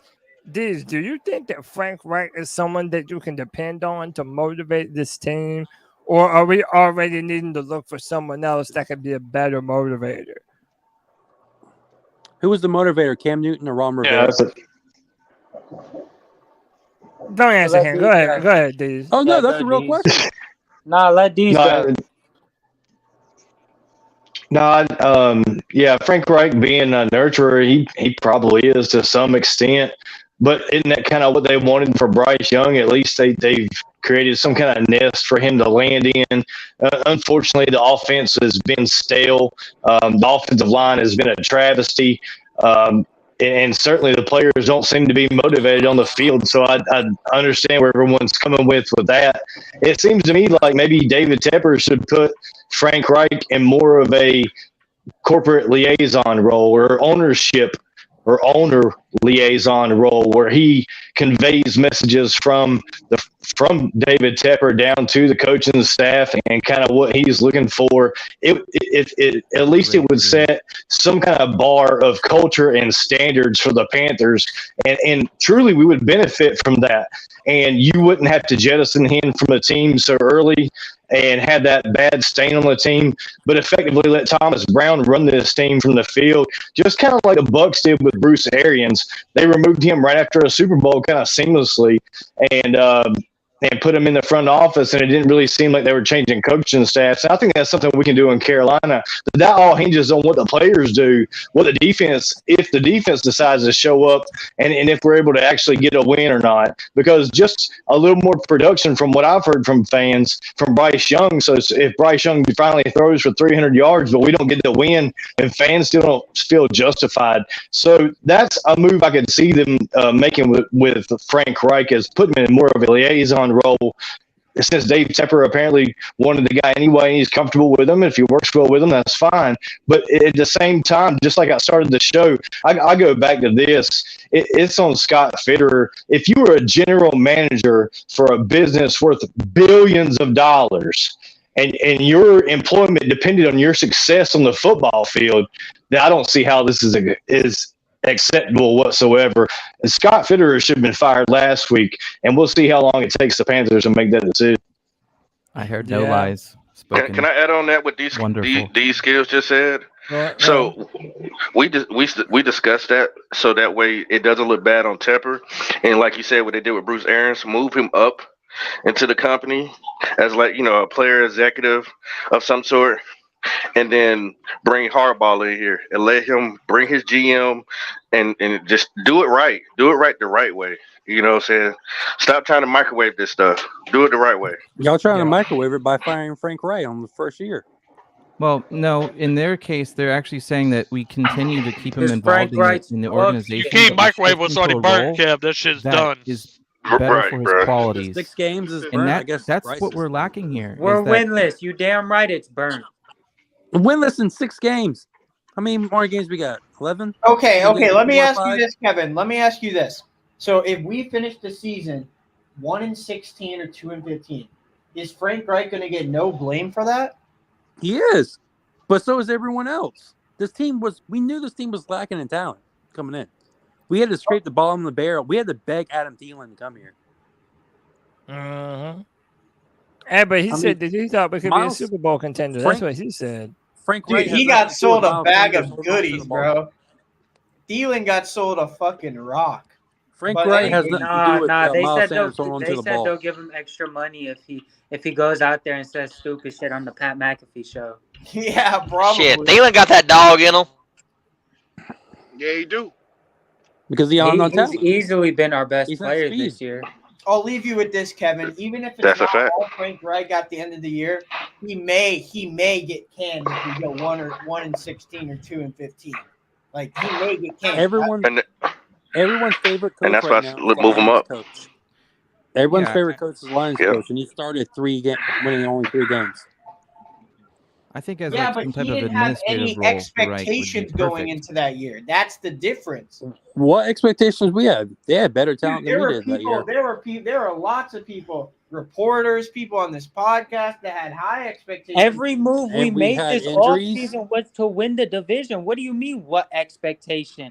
It was to Well, win I the think- division. I And think we're with winning Detroit, All right. with Well, we Dan, have when Dan injuries. Campbell going in there, all those draft picks that he had, you know what I'm saying, like they let him build the team the right way. And that's what we need to do this year. If we can't keep Brian Burns, get your picks or don't move at all. But you know what I'm saying? If you don't have a first round pick, stay with your 2 and build the team the right way. Like stop gambling these picks away. Fire the scout team. They have absolutely no clue what they're doing. I agree with that. I don't believe in them. I remember when people used to make fun of Dan Campbell for his shit, like the way his expressions and shit, and just his I remember overall when height, Cody dude. used to think Scott Fitter was a good GM. Are the I scout never team- did. the Did you scout think that team- DJ Moore was like the best player on the fucking team, bro? It was Well, like- he was DJ Moore was the best overruled? player on the because team. Matt Rule had full roster control, so we gave him the benefit of the doubt. Okay, can Yeah, I I say mean, No, I we want- didn't do anything. I wanted Jay Herbo. I man. gave him benefit of the doubt. Marty Herney was trying to go up to trade to get Justin Herbert, and fucking Matt Rule Yes, sir. wouldn't let him do it, man. Okay, can I say That's this in a fact. comparison to Dan Campbell? So someone just brought up Dan Campbell. I think it was Yeah, he had one. I did because he won 3 games his first year. No, not yes, that part. But Pop said that they let Dan Campbell build the team with the draft picks. What draft picks do we have? That second thing is that dude, the people were mad that Dan Campbell was reaching on a lot of players this year, but he has a plan for Jahmyr Gibbs in the future. He has a plan for Jack Campbell. Those are stuff that you can see that's coming into fruition. Like Scott Fitter reaching for DJ Johnson. That's just a pick that you're like, oh well, we don't know what to do with this pick. Exactly. But just look at the first 5 picks that the Lions made in this past draft. Just look at the talent that they fucking acquired through the draft. Even the Rams, who had no first round picks, had like 7 rookie starters out of their 14 picks, bro. Yeah. Like, so this is interesting. If we went back and we looked at it now, trade you up, think but if- like if you're gonna trade up for somebody, they at least should be like a starter and like contributing to the scheme and what you're trying to do. Yes, sir. And that, if we Yes, went sir. back and you looked it's at not all help of the our draft picks. Our what do you think- trade ups you just think haven't been Panthers come in helping last? our identity. you think the Panthers had the worst draft out of all teams this year? yes, by far. Yes. We have no the bomb. Well, Every one of them was a bust. It can't be the worst since we got our franchise quarterback and Bryce Okay, Young. minus him. I mean everything after first. Yes, it's the worst. Worse by So far because we the we roster traded is up. the worst, but so it's Yeah, all Frank Wright's fault. We It is overdrafted damn Frank near Wright's everybody. fault. We overdrafted everybody, even Bryce. To be honest with you. Wait a minute, white chocolate espresso. You were just trying to convince us about. Were you not? Did you just say? I'm sorry. Do you want to repeat that? You said it was I Frank said Reich's fault? if the roster is trash, how is that Frank's fault? That's not. I'm not tying that one together. I didn't say it was Frank's fault. I Weren't just you said in bragging general. about Do you three think the starting Panthers? rookies? Yeah, 'cause I thought they were going to be good. They're trash. Okay, so Okay, we then. agree on something. That's Okay, good. here's my thing with Frank Reich. We saw Steve Wilkes took a trash roster last year. The roster was better last year. Y'all got to stop Oh that. my! The I don't offensive know. line was better. How The much running backs better? were better. The receivers were better. That's a I fact. mean, my God. Yeah, that all is truth. I mean, it is. It's not The the same offensive roster. line was definitely better than Christian But hold on, Corbett. Frank. So you didn't say quarterback. So Frank Reich got a better quarterback, but can't win a I game. don't even know. It's not that much of improvement. He had Well- Andy Dalton out there. He better than Sam Darnold, but still winless. Yo, Andy Dalton playing good down the stretch. I don't Yeah, give a the fuck what defense y'all is trying to trash. say, bro. No, we I ain't said he saying he played. was No, something you're second, And we missing had the but he point. oh yes, fucking let's not played forget. good. did, Wait a he minute, did his let's shit not for a forget. while, Cody, man. Cody, here's also the had point we're Jaycee saying. Horn. He played Yo, good, Kevin, and we how still are you lost. defending winless? He threw for. I'm 300 defending the roster from Frank Reich. He has to deal with the same roster Bryce has to deal with. Everyone gets, oh, Bryce don't have weapons. Bryce, well, Frank don't have weapons. Well, okay. Well, let's then Yeah, take that argument true. and apply it to last year, where Wilkes got thrown in last minute, didn't get to pick Wilkes had better team. anything, and he Wilkes had came out with better no. team. That's not what I'm saying. I'm saying in that moment he came out and actually produced wins and almost got us With a to better team. playoffs. Hold on, You I'm not finished you yet. you not even being consistent, because a part of the reason we complaining about this team for Bryce is the play calling from Frank Reich and him misutilizing the lack of talent we do have in the first place. We don't That's have But you the know, big reason. do you know why? Do you know why he called those players for Bryce? Because he doesn't believe in Bryce. And that's He why doesn't believe in him. Zach got the play calling That's taken just a fact. away from him, bro. You may call it. Oh, it's bad play calling, but he doesn't believe Bryce can make those throws. He doesn't Frank believe that Reich's an Bryce is off. idiot. Well, we're gonna see. We're gonna see when we play this next game. And bro, What Brown's you- doing? What Brown's you gonna know do? why you know why I believe that, Pop? Because if you look at that game against Seattle, he had no problem making Andy chuck that ball downfield, man. No problem at all. This goes to No the argument. problem This goes to at the argument, all, man. Cody, about what you were saying. Like, yes, Andy Dalton balled out, but we still lost. To Kevin's point, I agree with him. The roster sucks. Even if the offense can put up 27 to 30 points a game, we're not going to be winning games because the defense. But ain't that what we're asking though? Aren't we asking for us to at least be competitive? We Is can't. that We not have what the we're defense asking? out. Well, we can't do that if we don't believe if your coach doesn't believe in your quarterback to be competitive, to push the ball down the field. No, you can't do that when your Or he's not players don't trusting believe the in your receivers. coach. You Yeah. misspoke. You meant when your Well, players it's a don't two-way believe in street. your It's coach. a two-way street. The No, coach has to I believe did in the misspeak. players, and then that incentivizes. Yeah, you If did. I was No. coaching you, and I was like, "Hey, I don't give a shit about you. I don't believe in you," then you're not going to believe in me to fucking lead. Yeah, me. what Like the it's a fuck? two-way Yeah, street. And of course, exactly. they're not going to say it out loud, but mannerisms, the way you speak to someone, how the plays you're calling, and like Bryce isn't stupid. He clearly saw that. Yeah, the plays I'm they not called saying for I'm Dalton not were saying that different he than what doesn't called believe for in him him. as far as his personality or his heart. I'm saying his talent, his arm, how the windows he can throw it in. Did he see that safety? Can he see over the line? All those things are things that a coach looks at when he's calling plays for his quarterback. When Andy Dalton went in there, it was a whole different story. So he believes in Andy. Andy's 45 years old, was scrambling out of the pocket, threw over like 370 something yards, no turnovers, no fumbles. I mean, the team was the same team, and they were still competitive. That's all we asking. But I'm saying that Frank doesn't feel the same way as far as his capabilities with Bryce Young. It's just that simple.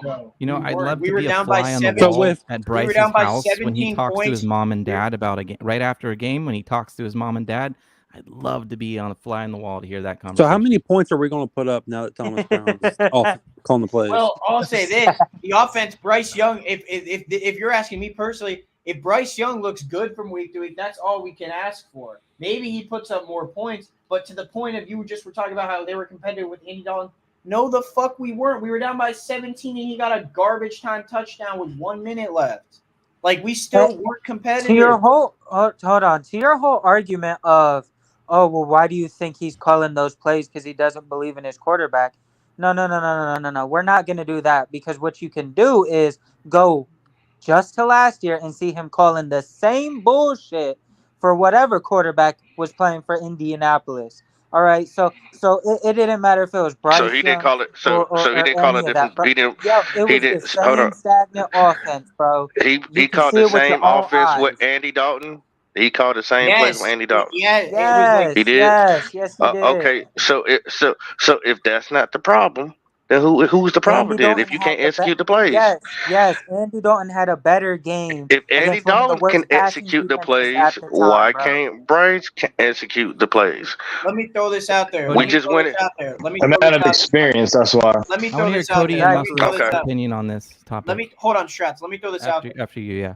If we're talking, so back to the whole rumor point about Frank Reich doesn't believe in his quarterback. Bro, there's a rumor that Frank Reich wanted fucking Derek Carr. Did anyone watch that dude last night? He played good for He one played quarter. pretty good in the fourth quarter. Yeah, I'll that's give you it. that. But they No, lost he because he didn't. only played good No, for he one did. He made quarter. like 5 throws all day, bro. He Come was on. good in the fourth quarter. Okay, he but wasn't. Kevin, here's the point. Here's the point, Michael though. Thomas That tight end would have bailed caught him that out. touchdown. It'd have been overtime. Here's the point, though. They wouldn't have been in that situation if Derek Carr played good for the whole game. Like, dude, Frank Reich's judgment Derek is Carr's not been out of. garbage all Well, year. right, but Anthony, one of the things that we're saying though is that if they denied him Derek Carr, if you said that that's who he wanted, and he wanted Derek Carr, so then they said, nah, well, we've done this song and dance where we trade for a quarterback every year. This time we're gonna draft one. Then if they were gonna deny him Carr and then draft one, then they should have let him take the quarterback that he actually That he wanted. Now that I Yeah, do you chopped agree his with balls off. Cody. You chopped his balls off.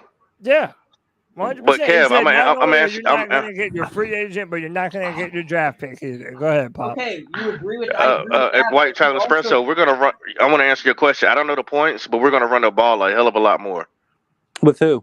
With Sanders Brown. and Chuba. Thomas Brown wants to run the No, ball. You still have Blackshear. You still have Tuba. Do you think he's? You still have two backs.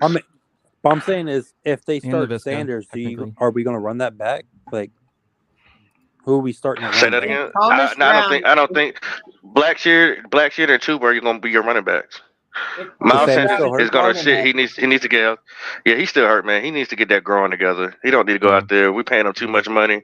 There's no need to get him to the point where he's not be able to play at all. That's So the let biggest him sit difference out I for. saw in the play calling. It was in the Miami game. We actually had a running back. This is where I have a problem with Frank too. When he calls a play, sometimes it doesn't make sense when he calls it. We was 3rd-and-1, and he did a 30-yard slant to the inside, the outside corner to Hayden Hurst, which was way off. Bryce didn't hit him. I mean, but anyway, And then why the would you one do he that? did the same You kind of was thing. already running the ball, and then Panera misses the kick, so it took the whole air out the stadium.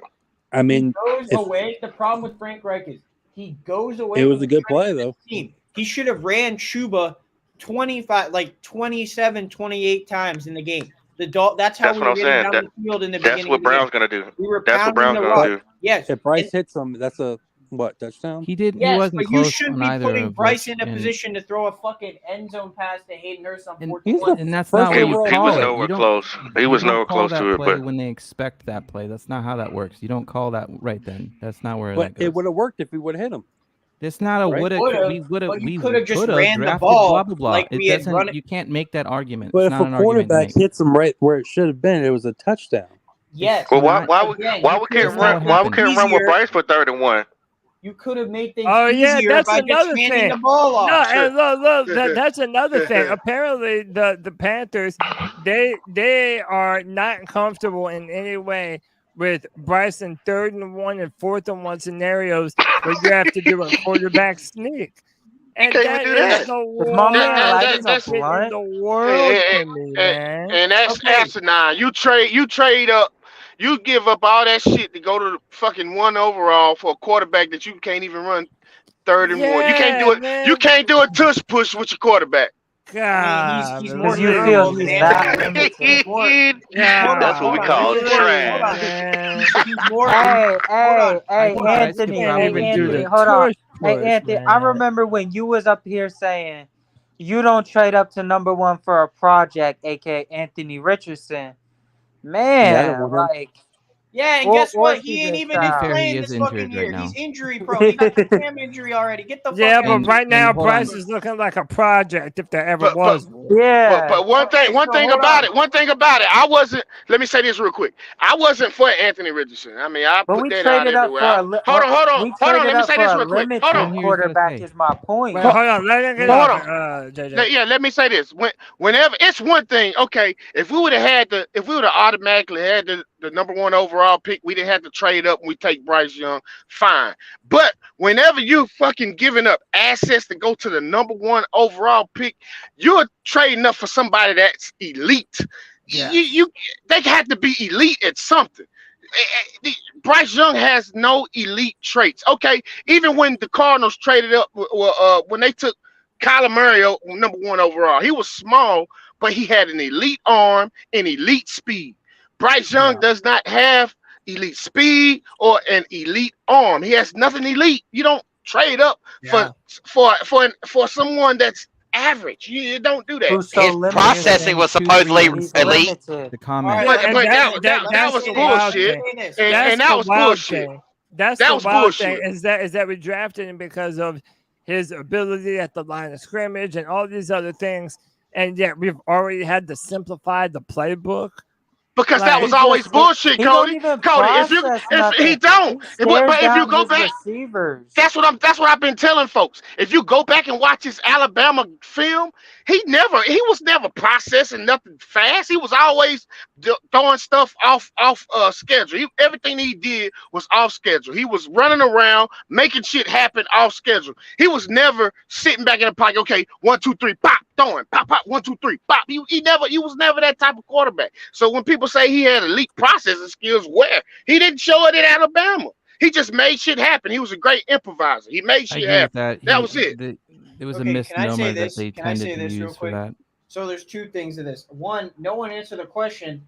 On 4th and 1, why aren't you just running the ball? You throwing the ball has a higher chance of not getting the first down. We had everyone's been running that quarterback sneak for years. It's one of the most tried and true short yardage plays that you can do. And now that, like D'Angelo said, they're doing that tush push now. They're allowed to push. They're trying to ban it.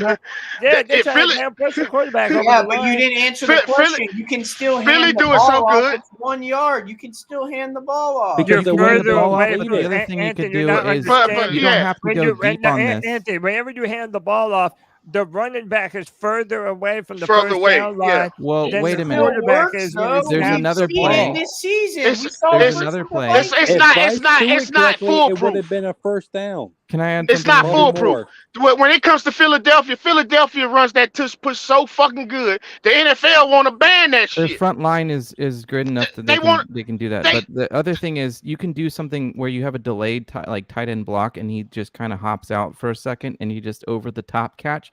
There's a multitude of other things. But what you don't do on 3rd and 1 and then 4th and 1 back to back is called like a fucking 30-yard out. Like it's not. Yeah, it's just insane that was the pass. And it's not the first time we saw that happen. We've seen it. I want to say almost every game that's happened. Here's my thing. Y'all still are answering this. Why are you at least trying to run one of those 2 downs? Because of the that's calling. Bad play calling. That's bad play calling. If Bryce does it right, it's a touchdown. It wasn't. My point is, you don't have to put him in. You're still not answering. Who cares? Yeah, I can't defend Bryce on this one. Touchdown. He missed a 3rd down and he missed a 4th down that could have gone to Hayden Hurst, and he missed that too. I understand it's like horrible play calling, but what makes the play call look even worse was your quarterback not being able to execute. You know, that's always going to be able to make it worse. That's where it comes back to coaching is don't call something that you don't feel 100% confident that they can definitely that execute. Your first overall this is how it just revolves around that every time. That's a bad point. It's not a bad point. You don't call. It's you a round peg in a square hole. You need to be confident about what you're going to call here. Bryce Young's supposed to be our franchise quarterback. What's wrong with letting the ball in the best? He's not developed yet enough to have all these different. He's the options quarterback. To do. It's a quarterback. Do you know how many different types of quarterbacks there are? So look, here's what I'm gonna do, man. We're Just not running throw in the on, ball then. we're running If we're in gonna on do that. 3 hours, and we could have this fucking conversation all night. No, I You know what I'm can't. saying? I need Like a beer. we could just go forever on this. I've been drinking a beer. But I worked 12 hours. what I I'm need a gonna beer. do to close out the show, I'm gonna let y'all give me your final words, but I also want you to tell me who is the best team in the AFC and who is the best team in the NFC through 6 weeks of the season. So I want both of those, and I want your final words for the show. Let me go to my big homie Cole. Cole, you still with me, brother? I don't know if Cole's still there. Cole. Yes, sir. I was across the room. I was on. Nah, mute. I you're thought I was good, live. bro. My You're fault. good. You're good. I figured you were somewhere. Yeah, nearby. I'm with you. It's getting live. Yeah, bro. All right, man. Give me your AFC team, your NFC team, and just your final words for the show tonight, bro. I'm still gonna go with the Kansas City Chiefs in the AFC. I think they'll be able to continue moving forward, even though they slump just like everybody's NFL week league. I'll take them. NFC, I guess I will go Philly just because I can't say San Francisco just because McCaffrey's on there. That shit still hurts me, Cody. I'm not gonna pick. Yeah, I hear you, man. I hear I'm you, really man. not. And then I I'll hear just you, keep man. the rest of it short. You give me a great opportunity. The rest of the fellas on Mondays. I don't even know what the other day is. We do this shit so often. Thursdays, yeah, 6:30. Check us out on the Spaces. And JJ, everybody's a slew of us in there, man. We have a good time every week, and I appreciate the opportunity, man. Good show tonight, y'all. Yeah, and also be looking out for Cole on the film room session with Jesus, me. forgot about that. Yeah, man. Oh, so we'll be on there too, bro. We'll be on yeah, there. so look, we're doing them. We didn't release one this week for the Dolphins all 22, but we are. We still can. That one's coming out this week, so be on the lookout for it. I saw someone in the chat telling me that I'm not watching the film for me saying the shit that I say. I Bro, can I back you up on that, literally brother. upload an hour and 30-minute video every week of me watching the film, bro. So don't tell me I'm not watching the film, So bro. they can watch you watch it, right? Yeah, you can literally watch me watching the film. It's fucking And then you meta. can disagree in your head and be like, man, why does this Cody guy think like that? No, Yeah, I'm joking. man. Hey, look, I hey, mean, Cody, no, I gotta nobody- say, you don't nitpick plays either. That's the thing. No, like people need to and- understand. and You're not bro, targeting somebody and picking No, every single one of I their call bad that plays. shit fair down the line. Yes. If a player It needs makes to a be good said. play, I'm going to point it out and I'm going to show it to him. If a Yes. player is half-assing it, I'm going to point it out and I'm going to show it to you, bro. So We're 0-6, so what do you think it's gonna look like? yeah, man. It's a lot of honesty up in those film rooms, man. Next up, I'm gonna go to the homie D'Angelo, the legend. D'Angelo, I appreciate you being on, man. Let me get your opinion on the best teams the best team in the AFC, the best team in the NFC, and just your final thoughts, man. To end the show. Let's see. Best team AFC. I'm gonna say the Miami Dolphins. I'm gonna go with Miami. I even though they lost to Buffalo, I think when they're on their A game, I just think it's just a track meet and don't nobody want to see them. And in the NFC, I'm gonna I think I'm gonna go with right now. San Francisco is easy, but I'm gonna say Detroit. I'm gonna go with Detroit. I'm gonna go with All Detroit. right, Detroit Lions, man. That's a surprise team, I think, for everybody this year, man.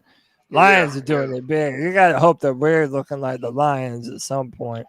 Hopefully in the next 3 years. Hopefully in the next Hey 3 to 4 man, years. we hope. Next up, my homie Poppin from the Black Cat Panther Podcast. Bro, I'm happy you could jump on with us, man. Yes, sir. Who's the best team in the AFC? Oh man, And it's who's the hard, best man. team in the NFC? And give me your final words, bro. I mean, I hate to bite D'Angelo, but I'm agreeing with Miami and Detroit, man. I think Detroit gonna win it all. That's my pick. Yeah, man. You know, it's always been a pleasure. It was an inciting, engaging conversation as usual. Y'all get a chance, man. Black Cat, we got a college station as well called Station 88. So if y'all want to, learn some more about college players that maybe we could possibly get, slide over there, man. Get into the comment section or jump on in us with the link. We're gonna be showing the college games. We'll probably flip back to one or two of them, whichever is the best ones, and we're gonna break it down, man. What kind of talent we should draft for the Carolina Panthers. And other than that, man, y'all know, keep pounding. Heck yeah, man. Shout out Black Cat Panther Podcast. Y'all check them out on YouTube. Yeah, man. Everybody's doing it big, man. Rising tide lifts all boats, as I'm ought to say. Hey man, let me go to my man Anthony. Anthony, you know I appreciate you, big dog. Give me your AFC team, your NFC team, and your final words for the show, bro. Yeah, man. I'll start with the AFC. I think it's the Chiefs still. The defense is better than the past years. Mahomes is kind of in a slump right now, but he'll figure it out. I like the Miami hype, but the defense isn't there for me, and we saw what happened when they played a solid defense. I don't think they're there yet, but I think they have the talent in the future. The NFC, I'm not going the Eagles. I did not see enough I saw them play the Jets. Jalen Hurts looked lost in the fourth quarter. I'm not going the 49ers either. I'm going the Detroit Lions. I think they built a great foundation there. They got a great quarterback playing like a top 5 guy right now. They got a great run game, great O-line, weapons all over the place. Defense is really good. And, yeah, man, final thoughts. Just wanted to say thanks to everyone for the birthday wishes today, man. I know JJ texted me and a couple of other y'all C3 boys, so I appreciate that. Happy birthday to the boy. Happy birthday. My man's 21 You're finally years. a man. Oh.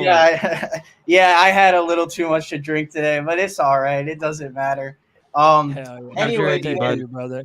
Yeah, appreciate all y'all boys. You already know C3 for life. Check out the Twitter Spaces, man. We've been going hard with those.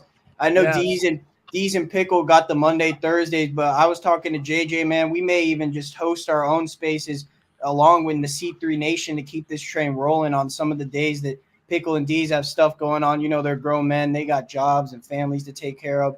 So, yeah, man, we're going to keep that train rolling. And Anthony from Charlotte, keep motherfucking pounding, boys. Hey, keep motherfucking pounding. Happy 21, brother. Appreciate you, bro. Yeah, man. All right, next up. Let me go to the homie Strats. Strats, I appreciate you, man. You've been great as always. Who's the best team in the AFC, best team in the NFC, and just your final words for the show, man?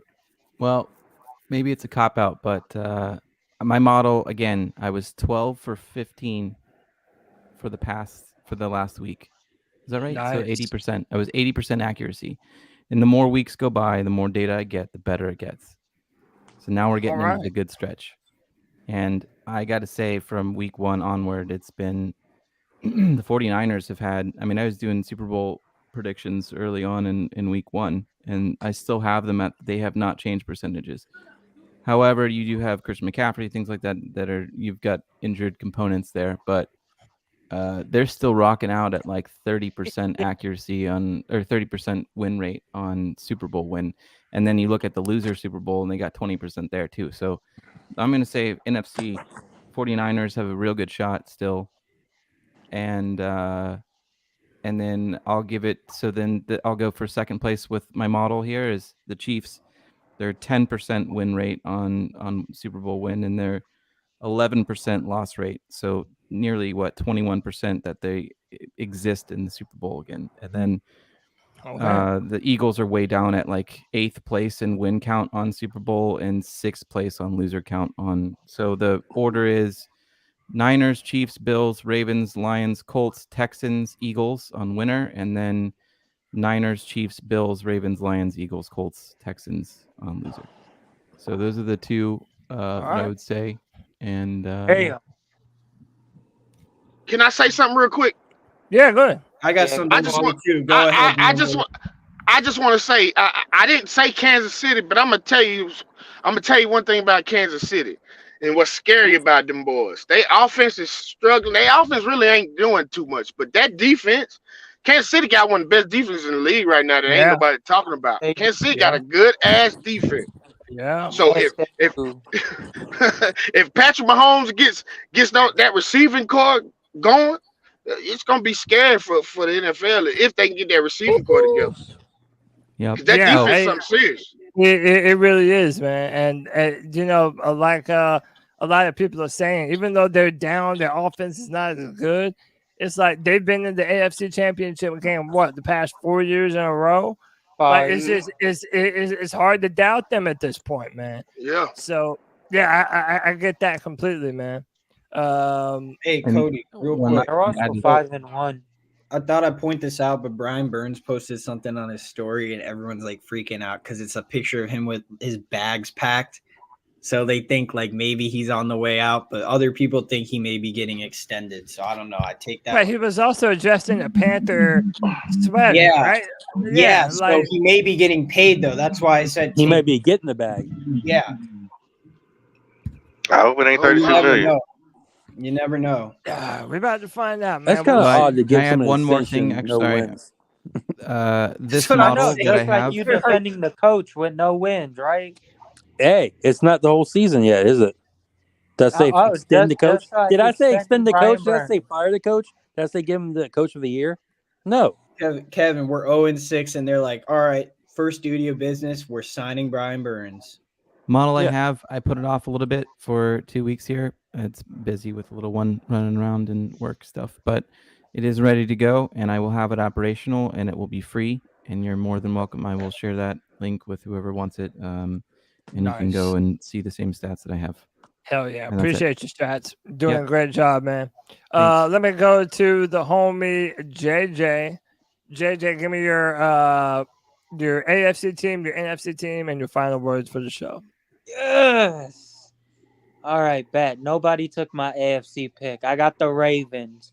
I think this is the year for Lamar Jackson to get over the hump. He's been playing some of his best football yet. He's always had to carry a football team his whole career, and I don't think it's stopping anytime soon. I think just being a more balanced offense is going to help the Ravens. The receivers let him down the other day, but you would think eventually they could get their hands together. And I think with the NFC, it's the Niners. In my opinion, I don't think any team can match up with them.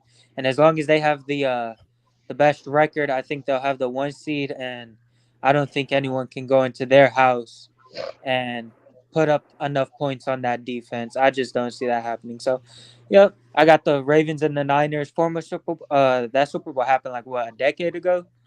Yeah, that was in 2012, I think? Yeah, something like that. Yeah, 2012, yeah. Yeah. All right, that's a good one. JJ, appreciate you, bro. Let me see who I got next. Let me go to my boy White Chocolate. Kev, who's the best team in the AFC? Who's the best team in the NFC? And give me your final words, bro. I got Detroit in the NFC. I think they're the most complete team.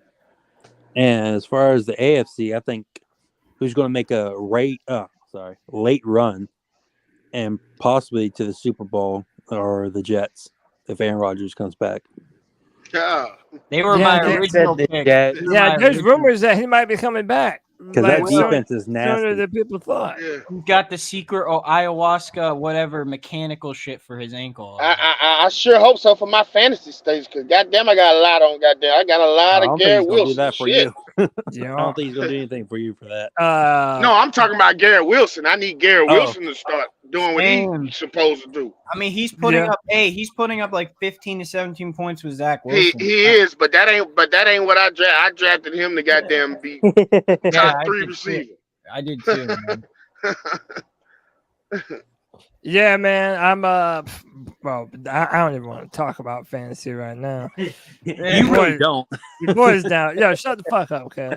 No, anyway, I'm yeah, so okay, you said the Lions and the Jets. And Lions and Jets. I think the Jets make a late run if Aaron Rodgers comes back. All right. I'm gonna go ahead and give mine. Because I don't, if y'all been around the free for all for a while, y'all know I don't go last. The homie D's goes last because he always kills the shit at the very end of the show. So I'm gonna give you mine. I think this Sunday we have a potential Super Bowl matchup because the Miami Dolphins are playing the Philadelphia Eagles, man. And I know everybody's kind of down on Philly because they just lost. But I don't know. I still think Philly has that team, man. They got the defense. They got the offensive players. And I just think that Philly has a good chance to bounce back. The Dolphins are just the Dolphins, man. They got my favorite head coach right now. Dude, that guy, Mike McDaniel, that dude's on some other shit, man. I love that dude. I think he's doing big things down there in Miami. And my sleeper team, and y'all probably don't want to hear this, bro. The Jacksonville Jaguars. But nah. How about the Cleveland Browns got that defense, man? They're like ranking out as one of the best defense in like the past 2 decades or some shit. They've only given up like 1,000 yards or something. I know Deshaun's been like, will he, won't he play, all this type of shit. But if he does find a way to get healthy, that might, I know that it is a very tough division, but that's a team down the stretch that people might not want to see. Y'all know why they beat the 49ers, right? Because PJ Walker's amazing. PJ the DJ Walker knows Steve Wilkes' defense. PJ! Shout out PJ Walker doing the big time, even still. And then last but not least, man, we call him the brand ambassador around these parts because he flies the flag for C3 loud and proud. It's the homie D's ill skills. Brother, give me your AFC team, your NFC team, and your final words for the show tonight, my friend. Yeah, man, I appreciate it, Cody. Nothing crazy for me tonight. Let's go NFC just to be different, right? I'm just going to pick something to be different from everybody else. I'm going to go Dallas Cowboys. I really believe in Tony Pollard, man. He looked great last game. CeeDee Lamb, I believe, is a true number 1 wide receiver. Unfortunately, they didn't keep Cooper. I think that Dallas Cowboys should have. They'd be better off now if they had. Well, let's go to them in the NFC. AFC, I believe in Taylor Swift. Taylor Swift is and a magical person to add to that Kansas City Chiefs team and help them win another Super Bowl. They're absolutely unstoppable with the Swifties behind them. So in the AFC, let's go to the Chiefs. I just want to do some shout-outs. Shout out to Cody for hosting the Friday Free-For-All. Catch us here every Friday night at 7 p.m. Come check us out, the C3 Panthers Podcast on Tuesday. And I got to shout out my boy, Panther Pickle. Panther Pickle's been working hard. That's on Mondays and Thursdays on the Spaces at 6:30. Come check us out and see what Panther Pickle has to say, and come and absolutely make sure you get his shirt at CarolinaCatChronicles.com. His shirt is Shut the Hell Up, along with G Baby. He was on here earlier. Shout him out. And my biggest shout out tonight goes to Anthony Piccarello. Happy 21st birthday, my brother. Thank you for being part of C3, man. Look forward to hearing everything that you and JJ have to say, whether it's on Wednesday nights or whatever y'all want to put together, man. Just hit me up, let me know. Glad to be a part of it, and appreciate y'all. And shout out to the C3 Panthers Podcast. Thanks for everybody for joining. Make sure to like and subscribe. And it's been another great Friday night, and we're going to cheer for NFL football this weekend. But next week, Thomas Brown gets his debut, and we're going to cheer for these Carolina Panthers and Bryce Young guys. Unmute them mics. Let's go. Let's have some fun. Let's close this thing out for C3. Let's go. Shout out to the homie D's, always dropping that energy, man. Ain't nothing else left to say. My name is Cody Lashley. This has been the C3 Friday Free for All. Panther faithful, until next Friday at 7 p.m. You know what we're going to do. Keep pounding, baby. Let's go.